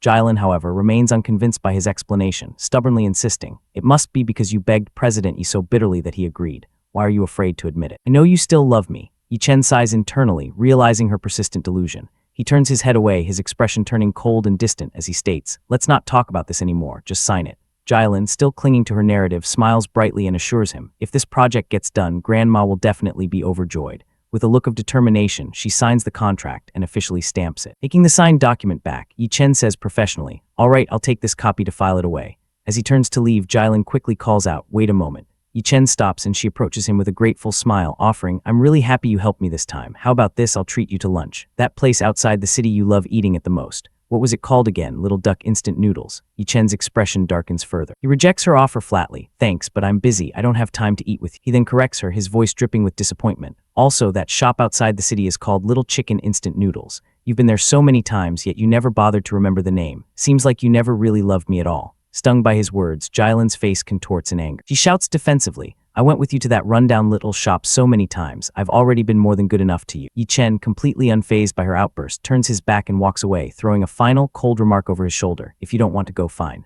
I'll go eat Western food with Fang Kao instead. HMPH. As he leaves, Jylin watches him go, her expression a mix of frustration and lingering attachment. Suddenly, the office doors swing open, and a stunning woman with long, dark, wavy hair, President Qin Hongyan, enters the room. Jylin gasps, recognizing the powerful figure. Qin Hongyan, exuding elegance and authority, acknowledges her with a cool "Miss Wang." Jylin, flustered, stammers a respectful "President Qin." As Qin Hongyan walks past her, Jylin glares at her retreating back, her jealousy flaring as she mutters internally, "This foolish woman actually used that idiot to provoke President Yi." Watching Yi Chen and Qin Hongyan stand together, Jylin's thoughts shift to Yi Chen. She observes, still looking at President Yi, it seems he still cares about his ex-wife. Turning back to Qin Hongyan, she silently threatens, "If Wang Jiaqi made you angry, you could tear up the contract and refuse to cooperate with the Wang family. It seems winning over President Yi is going to be a long battle." Yi Chen, maintaining his professional demeanor, replies to Qin Hongyan, "I won't go back on what I promised." Qin Hongyan, leaning in closely with a seductive smile, playfully comments, "President Yi, I accidentally overheard your conversation just now. You know, I'm a foodie too. I'm really curious about that place with good food.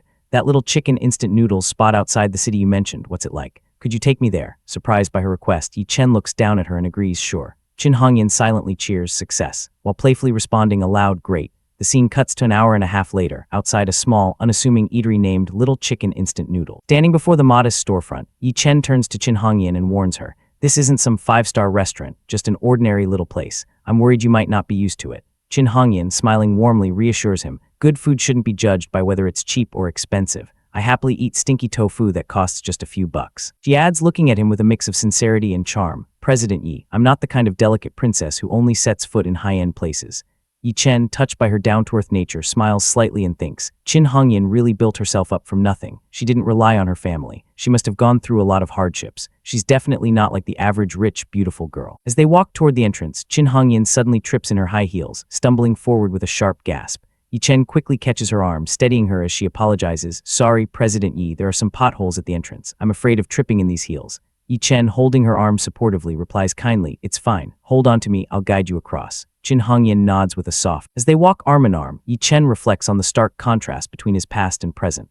Looking down at Chin Hongyan's hand resting on his arm, he thinks, For 3 years, how I wished I could hold Wang Jiaqi's hand and walk into places like this. But she refused every single time. A look of deep contemplation crosses his face as he realizes the irony, and in the end, the one who got to hold her hand and even embrace her body was another man. Noticing his sudden shift in mood, Chin Hongyan looks up at him with concern, asking, President Yi, what's wrong? Why do you look so upset? Yi Chen, snapping out of his thoughts, quickly reassures her, It's nothing, Hongyan, just call me by my name when we're outside. Still worried, she probes further, Yi Chen, what were you thinking about just now? You looked really unhappy. Yi Chen, staring off into the distance with a hardened expression, lies, It's nothing. However, his internal thoughts reveal his true fury as he imagines Wang Jiaqi and Fang Kao together. He seethes, Wang Jiaqi is probably having a lovely Western dinner with that scumbag Fang Kao right now, isn't she? Maybe I should have Zhenkun break Fang Kao's third leg. The scene then abruptly shifts to a bright, upscale restaurant in Yunju City Center, the QY Light Food Restaurant. Wang Jialin, wearing a light blue slip dress, sits across from her friend Hong Ai, asking, Why did you suddenly call me out to eat? Hong, looking serious, slides a blue folder across the table, saying, Take a look. Curious, Jialin asks, What is it? Hong Ai's expression turns urgent as she reveals, Not bad, my dear. You actually represented your family and signed a contract with Huisheng Group, and it's even named after you. Jialin, caught off guard by the accusation, defensively retorts, What are you implying, that I slept with President Yi? Don't think of me as that cheap. Do I look like that kind of woman? Hong, leaning in with a knowing look, presses the issue. Oh really? Didn't you agree to go to a hotel room with Fang Kao before, also to help your family secure financing? Flustered and annoyed, Jialin snatches the folder back, snapping, You're so annoying, give me back the contract. She then tries to justify her actions, explaining with a sigh, I'm only with Fang Kao because he promised to help the Wang family solve this financing problem. I wanted to achieve something so Grandma would finally look at our branch of the family with respect. The chapter concludes with a close-up of Jialin, her expression filled with lingering regret and sorrow, as she confesses, even though Yi Chen was just a delivery driver, I really loved this project idea of his. I wanted to help him make it happen too. Who knew we'd end up divorced in the end? Jialin, sitting at a table with her friend Hong Ai, defensively explains, I thought I was making a sacrifice for the family and our future, but in the end, that guy Yi Chen couldn't help with anything and just kept blaming me. She leans forward slightly, insisting, I was only pretending to go along with Fang Kao to get the investment. Hong, don't get the wrong idea about me. Hong Ai, looking sympathetic but slightly amused, replies, Sigh, fine. You're not that kind of woman. You're the purest woman in the whole world, all right. Don't be angry, dear. Hong Ai then shifts the topic back to the contract, asking, But why would President Yi use your name for the project? Jialin, still clinging to her narrative, explains, It was Yi Chen who begged President Yi to do it. Hong Ai looks utterly shocked. Yi Chen. Jialin nods, continuing her delusional line of thought. Yi Chen begged President Yi to use that. He's just a bodyguard. Why would President Yi listen to him? Unless he got down on his knees and pleaded. This strokes Jialin's vanity perfect. She smiles smugly, flipping her hair as she boasts, Well, of course. I'm the #1 beauty in Yunju, after all. Hong Ai, playing along, replies, Impressive. Hong Ai then offers a cunning plan, leaning in closer. So just follow the suggestion I gave you last time. Marry Fang Kao first, use the Fang family to help elevate the Wang family to the status of a first-class family in Yunju. Stirring her coffee thoughtfully, Hong Ai continues her Machiavellian advice. In a couple of years, when your family's old master passes away, fight to inherit half the property. You need to get at least 500 million. And then go after those two brats Wang Xiaoji and Wang Yunyuan for the rest of the inheritance. Hong Ai paints a glorious picture of Jialin's future. By then, you won't even be 30 years old, and you'll already be a little rich lady worth hundreds of millions. In a comical imagination bubble, a Chibai Jialin jumps into the arms of a handsome man in a tuxedo, as Hong Ai adds, and at that time, if you can't stand that playboy Fang Kao anymore, just divorce him. You'll at least walk away with a few hundred million. Then you can go find yourself some young fresh meat, or remarry your ex-husband if you want. It's simply perfect. Jialin smiles warmly, raising her teacup as she agrees. Sister, just remember to give me a hand when the time comes, all right? They clink their cups together with a cheerful ding as Jialin adds, Then you'll have to cheer me on plenty. The scene shifts to 7:00 p.m. at Zishan Villa. The beautiful, traditional-style mansion is bathed in the soft glow of evening lights. Inside, Jialin is visibly annoyed as she speaks to her father Zhiqiang and sister Yunyu. Wang Jiaqi, why did you call us all here? I already agreed to go see a movie with my classmates. Zhiqiang, sitting calmly, tells her, Don't be impatient. Maybe Jiaqi signed the contract with Huisheng Group. Yunyun scoffs at the idea. Dad, don't let her off the hook so easily either. Suddenly, Jialin bursts into the room, holding the blue folder high as she announces proudly, I've already signed the contract. The 70 million will be in the account soon. She slams the folder onto the table with a loud smack. Jikyang and Yunyuan are completely stunned, their eyes wide as Jikyang stammers. How is that even possible? Yunyuan, equally in disbelief, protests, I don't believe it. However, as she looks at the contract, she sees the bold letters reading First Class JIAQI. She bursts into mocking laughter. First Class Jayaki. Sister Jayaki, are you sure these aren't fake? You actually changed the name. You're way too full of yourself. Using your own name to label our family's project. You honestly think you deserve that? Jailan calmly replies, Uncle, aren't you very close with President Chin? Didn't she tell you anything about this? Panic crosses Jikyang's face as he quickly pulls out his phone. Sweating profusely, he asks, President Chin, I just want to confirm, is this contract genuine? He listens intently, his eyes widening further as he repeats, it's really signed, and the name was changed. Hanging up the phone, he looks at Yunyuan in utter shock, confirming the contract is real. Just then, old Madam Wang enters the room, praising Jailan, good job, Jayaki, well done. To think that you actually secured this 70 million grandma. We'll reward you handsomely. Yunyuan, furious at being overshadowed, demands, what exactly did you do to President Yi to make him name the project after you? Jailan defensively shoots back. What nonsense are you talking about? I didn't even meet President. Yunyuan refuses to believe her, accusing, who do you think you're fooling? Would President Yi sign a contract with you without ever meeting you? Wang Jayaki, let me remind you, you're a divorced woman now. You're not worthy of President Yi. He's mine, and if you dare compete with me for him, don't blame me for not treating you like a sister anymore. She snatches the folder from Jailan's hands and aggressively shoves her. Jailan stumbles backward with a gasp. Old Madam Wang immediately reprimands Yunyuan, shouting, Yunyuan. Yunyuan turns and storms out of the room, fuming. Old Madam Wang sighs, trying to soothe the situation. Jayaki, your experience is still limited. Go follow your uncle and father for now, learn from them and temper yourself. In the future, as long as you keep performing like this, Grandma will definitely put you in an important position. Jailan, looking down disappointedly, replies, Grandma. Clenching the folder tightly, she forces a smile and agrees, yes, I understand. As she leaves the room, she puts on a bright smile, saying, thank you, Grandma. I will definitely continue working hard for the Wang family. But internally, she resolves fiercely, I'm still too weak right now. Once I become stronger, I absolutely will not let anyone take away my achievements ever again. The scene cuts outside to Wang Yunyuan's home, where she aggressively kicks the tire of her red sports car, cursing, HMPH. With her divorced status, Wang Jayaki still dares to go after President Yi. How utterly shameless. Inside, she frantically paces her living room, sweating as she plots. I've put in no less effort than anyone else to make my figure look this good. How can I let Wang Jayaki ruin my plan? I absolutely cannot let her get her hooks into my president. What should I do? Suddenly, an idea strikes her. She pulls out her phone, a sinister smile forming on her face as she thinks, isn't the best way just to make Wang Jayaki get married again? When she's a married woman, she won't be able to go after President Yi anymore, right? She dials a number, saying sweetly, hey brother, give me Fang Keo's number, I have a use for it.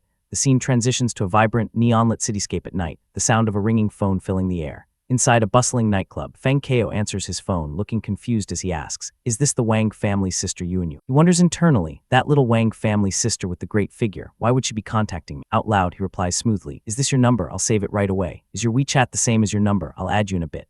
Yunyuan, rolling her eyes on the other end, mutters, HMPH, this pervert. But she forces a sweet tone, saying, yes, are you busy, brother Keo? I wanted to chat with you about something. Fang Keo eagerly replies, not busy at all. Tell me what's on your mind. Yunyuan casually drops the bombshell. Today, Sister Jayaki successfully signed the contract with Huasheng Group. It's worth 70 million and it's even named after her. Everyone in the family is saying that President Yi has taken a liking to Sister Jayaki. Fang Keo is utterly stunned, yelling into the phone, what? President Yi of Huasheng Group. His influence in Yunju is unmatched. Yunyuan continues her manipulation, urging him, Brother Fang, you need to go after my sister right away, ideally, just propose to her directly. Fang Keo hesitates, sweating nervously as he considers, I really do like your sister, but Jayaki just got divorced. If I propose right now, isn't that a bit too soon? Yunyuan aggressively shoots down his doubts. What do you mean too soon? My sister is the #1 beauty in Yunju. If you're too slow, you'll lose your chance. You absolutely cannot hesitate. This pushes Fang Keo to realize the truth. She's right. Even though Wang Jayaki is on her second marriage, she and Yi Chen were never truly husband and wife in any real sense.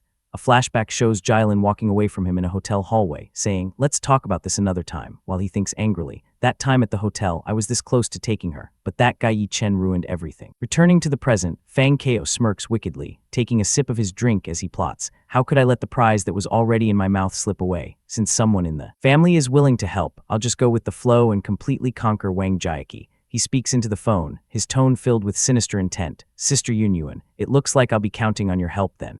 After the conversation between Fang Chou and Yuan, Fang Chou went to Vice President Shin's house to talk about Yi Chen. Vice President Shin wondered why Fang Chou suddenly showed up. Fang Chou answered that Vice President Shin wasn't answering his calls, so he decided to visit personally. In his mind, Fang Chou thought that if he wanted to make any move against Yi Chen, he first needed to deal with Vice President Shin. Right now, Yi Chen was his bodyguard, so he needed to find a way to get Vice President Shin to fire him. Vice President Shin acted cute and asked Fang Cho what he wanted to say to her, that he had to visit her personally. Fang Cho didn't answer right away because his gaze was fixed on Vice President Shin's large chest. He reminded her of what he had said at the Wang family banquet, where he declared he would destroy Yi Chen's livelihood in Yuncheng. Vice President Shin immediately realized that their conversation was only about Yi Chen.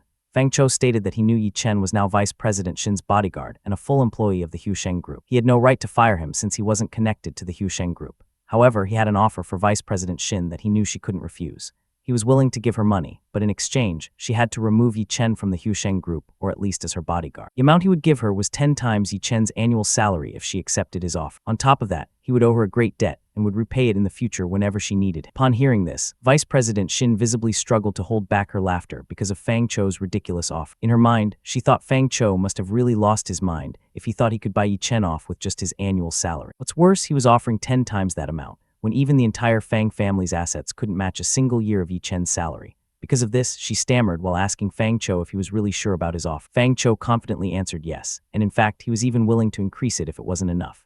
In his mind, Fang Cho thought a bodyguard's annual salary was only around 2,000, so 2 million wasn't too heavy for his pocket. Because of Fang Cho's answer, Vice President Shin became slightly interested, but in her mind she was nearly going crazy from laughter, so she said she would immediately tell Yi Chen about this. She told Fang Cho she would call Yi Chen about this matter and ask if he would agree to Fang Cho's offer. Besides, she didn't need the money right now, so it would be better if Fang Cho just gave the money directly to Yi Chen. Fang Cho agreed. So Vice President Shin immediately called Yi Chen to inform him about Fang Cho's offer. She told Yi Chen that Fang Cho had just visited her house to talk about something. Fang Cho was willing to pay 10 times his annual salary, but in exchange, Yi Chen would have to resign from the Huisheng Group. Honestly, the offer wasn't bad, so she wanted to hear if Yi Chen would agree, because they couldn't just ignore that amount of money. Upon hearing this, Yi Chen smiled because Fang Cho's offer was indeed quite large. So he told Vice President Shin that he agreed to Fang Cho's offer. As soon as Fang Cho transferred the money to his bank account, he would immediately resign as president of his company. Vice President Shin immediately informed Fang Cho that Yi Chen had agreed. Fang Cho was overjoyed because he hadn't struggled at all to convince Vice President Shin. In his mind, he thought there really was no problem that money couldn't solve.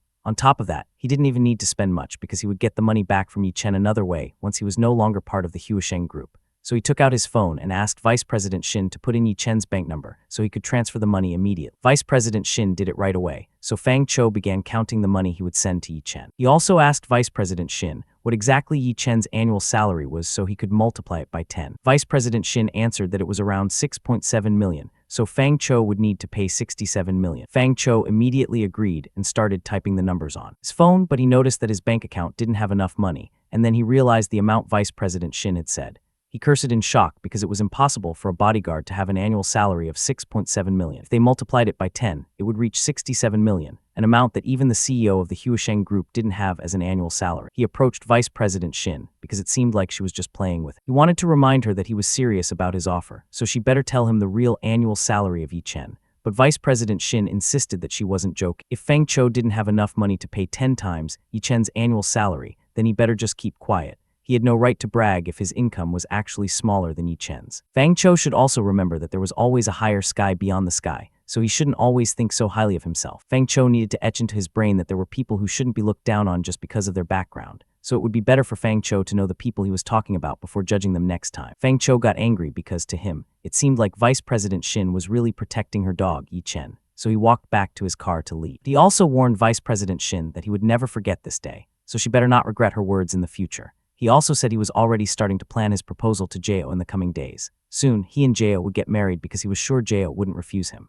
At the time of their wedding, he wanted Vice President Shin to come and bring her bodyguard, Yi Chen, but she needed to warn Yi Chen first before bringing him to the wedding, in case he caused trouble. He didn't want his and Jeo's special day to be ruined, so Vice President Shin needed to discipline Yi Chen before bringing him. Vice President Shin wasn't worried about Fang Cho's threats. She also said that Fang Cho was really a plague on their family, so she was sure that the Fang family would fall soon because of him. She also smiled when she heard about Fang Cho's proposal to Jeo, because when that happened, she would no longer have any rivals for Yi Chen. Once Jeo and Fang Cho got married, Yi Chen would surely finally forget about Jeo, so she would be free to make her move on him. Besides, it was easier to get someone when they were in deep sadness, because just a little comfort would make Yi Chen fall for her at that moment. The scene shifted to the Huisheng Group, where an old restaurant owner was seen sitting behind Yi Chen. This old man was Hong, the owner of Yunju Catering. He asked why President Yi wanted to see him, or if he needed something from him. In his mind, he really didn't know why one of the biggest people in Yuncheng had summoned him, since he was just a restaurant owner. On top of that, his restaurant was already losing money, so it would close soon anyway. Yi Chen stated that he wanted to take over all of Hong's restaurants across Yuncheng. He guaranteed that within 2 months, they would be able to defeat and bring down their competitor, Zhang Wei. He was also willing to pay whatever amount Hong asked for his restaurants. Upon hearing this, Hong smiled because he hadn't expected that the Huisheng group itself would be the one offering him this deal. So he immediately said that if Yi Chen paid him 60 million, he was willing to hand over his 7 restaurants in Yuncheng to Yi Chen. On top of that, he was also willing to cooperate with Yi Chen and help him bring down Zhang Wei's restaurant. Chen immediately agreed, and in his mind he would begin his revenge against Zhang Wei.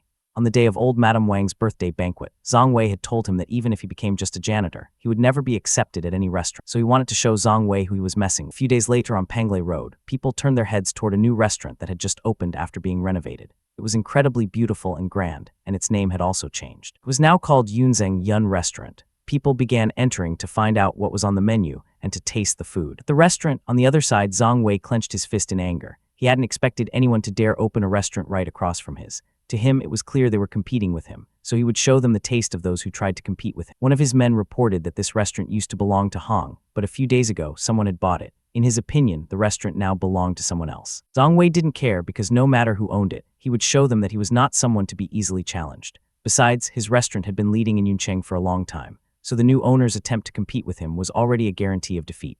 Following this, Zhang Wei called his staff because they had an important guest that day. They all needed to move properly because their customer that day was not an ordinary person. The scene shifted to a jewelry shop, where Fang Chou bought a beautiful engagement ring for Jiao because he planned to propose to her that day at Zhang Wei's restaurant. Fang Chou smiled because he was sure Jiao wouldn't refuse his offer. He believed it was easy to make women say yes when money was involved. After a while, Fang Chou and Jiao walked toward Zhang Wei's restaurant. Jiao's face showed annoyance because she still had many things to finish that day, but Fang Chou had forced her to eat out. Fang Chou smiled and said he had reserved a nice table for him and Jiao, so he hoped she wouldn't be upset about his date offer. Besides, her office was close to the restaurant, so she could return quickly if any sudden meetings came up. But Jiao's gaze was fixed on a beautifully renovated new restaurant. She wondered if it had just opened because she had never seen it there before. She read the restaurant's name and wondered if it was a grand restaurant. Meanwhile, Fang Chou wondered when a restaurant like that had appeared in this area. He couldn't deny that it was incredibly beautiful, and it was located right across from Zhang Wei's restaurant, so it probably belonged to Zhang Wei as well. Because of this, he told Jiao that if she wanted to eat there, he would immediately prepare a table for the two of them.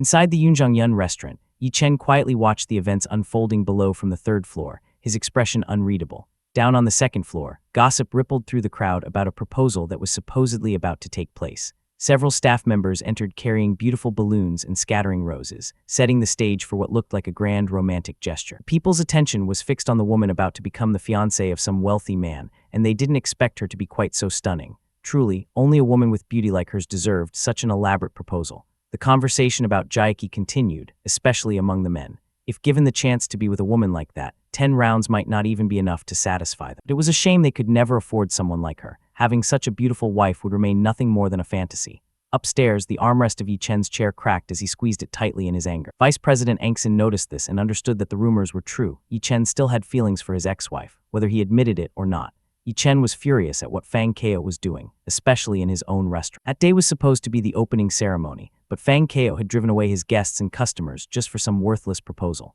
What's worse, he hadn't even asked for permission or paid to occupy the entire 2nd floor. On top of that, he had chosen Yi Chen's own ex-wife to propose to. Yi Chen decided right then that he would make sure to humiliate this bastard thoroughly. Following this, he ordered Rongrong to call the manager and clean up the mess downstairs. He added that they should turn off the speakers and the microphone that the trash downstairs was holding. On the 2nd floor, Fang Kao was seen kneeling with his engagement ring open, holding a microphone. But just as he was about to ask Jaiki to marry him, the speakers suddenly died and his microphone went dead. At the same time, several restaurant staff members headed straight toward him. Fang Kao was surprised by what they intended to do, but the staff ignored him completely. Instead, they raised their pokers and, without hesitation, popped Fang Kao's balloons one by one. The sound of popping echoed all around. On top of that, the staff also took the boxes containing the petals and dumped them straight into the trash. Fang Kao clenched his fists in anger. Those things belonged to him. Didn't the staff know that this was his proposal day? But despite his shouting, he seemed invisible to them. They didn't listen at all. Because of this, the people around started laughing at what the staff had done. In their opinion, it seemed like this man was just making a fool of himself by proposing in a restaurant without the owner's permission. No wonder his things got confiscated. At that moment, Jaiki realized that Fang Kao had actually planned to propose to her, which was why he had invited her out to eat. She also felt something strange stir inside her and remembered the suggestion from her friend Hong. Marry Fang Kao and use him to elevate herself in Yuncheng. On the other hand, Fang Kao was furious, shouting as he looked for the owner of this restaurant. He wanted to show the owner who he really was and what he could do to the restaurant for the humiliation it had caused him. He boasted to the entire restaurant that he was Fang Kao of the Fang family, and the owner would definitely pay for this. Yi Chen immediately came down from the third floor. His inner garment bore the dragon-shaped emblem of his family, a detail that would be lost on these people, but not on anyone who truly understood power. He asked Fang Kao what he was barking about and whether he was a dog. If Fang Kao didn't plan to eat or buy anything from his restaurant, it would be better to leave rather than cause trouble. He didn't want to lose his guests and customers, especially on the opening ceremony of his Fang Kao got angry when he saw Yi Chen and told him to get out of his sight. He wanted to speak directly to the owner of this restaurant, not to trash like Yi Chen. Vice President Angxin and Rongrong arrived beside Yi Chen as Yi Chen told Fang Kao that he was the owner. If Fang Kao had any problem with his staff, he could take it up with him directly. Fang Kao's eyes widened when he heard this. In his opinion, Yi Chen's arrogance had no limits. He clenched his fist and angrily scolded Yi Chen, telling him to stop pretending. He had already researched this restaurant. Its previous owner was Zhang Hong, but it had been sold to a wealthy person. To his knowledge, Zhang Hong had sold all his restaurants to a single person for 60 million yuan. There was no way Yi Chen could be that person. He was just trash, a nobody. Even if Yi Chen worked as a bodyguard his entire life, he would never earn 60 million. Yi Chen simply called the janitor and ordered him to hit Fang Kao's face with a mop. He would pay him 10 times his salary. Because of the large amount Yi Chen offered, the janitor didn't hesitate. He swung the mop hard, smacking Fang Kao square in the face. Fang Kao was furious and asked the janitor if he even knew who he was. With just one order, he could get the janitor fired. It seemed like the janitor was asking for his own death. The janitor wasn't worried and explained that he was just following his boss's orders, and besides, the amount of money offered wasn't bad. Fang Kao turned his attention back to Yi Chen. In his opinion, Yi Chen was only doing these things because he was jealous of the proposal. It seemed like Yi Chen regretted breaking up with Jiaki, which was why he was ruining everything. He didn't want her to end up with someone else. Yi Chen immediately denied this and clarified that he had long stopped caring about Jiaki. Moreover, he would never regret a woman who had cheated on him. There were plenty of women he could replace her with, women who were more decent and better than her. Upon hearing this, Jiaki felt a slight sting at Yi Chen's words. Yi Chen added that the reason he was doing these things was because Fang Kao hadn't followed the rules of his restaurant. He had caused a commotion without permission and made a scene without even paying or ordering a single item of food. As the restaurant owner, this place belonged to him, and he had the right to do what was necessary for the good of his customers. And since Fang Kao wasn't his customer, it was only right to kick him out. Fang Kao laughed when he heard what Yi Chen said. He really didn't believe that Yi Chen was the owner of this restaurant. It would be more believable if Yi Chen said that Vice President Angxin was the owner. But Angxin denied this and explained that she was just a shareholder in this restaurant. In her mind, it was better to invest in assets owned by Yi Chen because she knew they wouldn't lose value. Fang Kao took out his engagement ring for Jiaki and proudly said that Yi Chen couldn't buy it even if he worked hard for a month.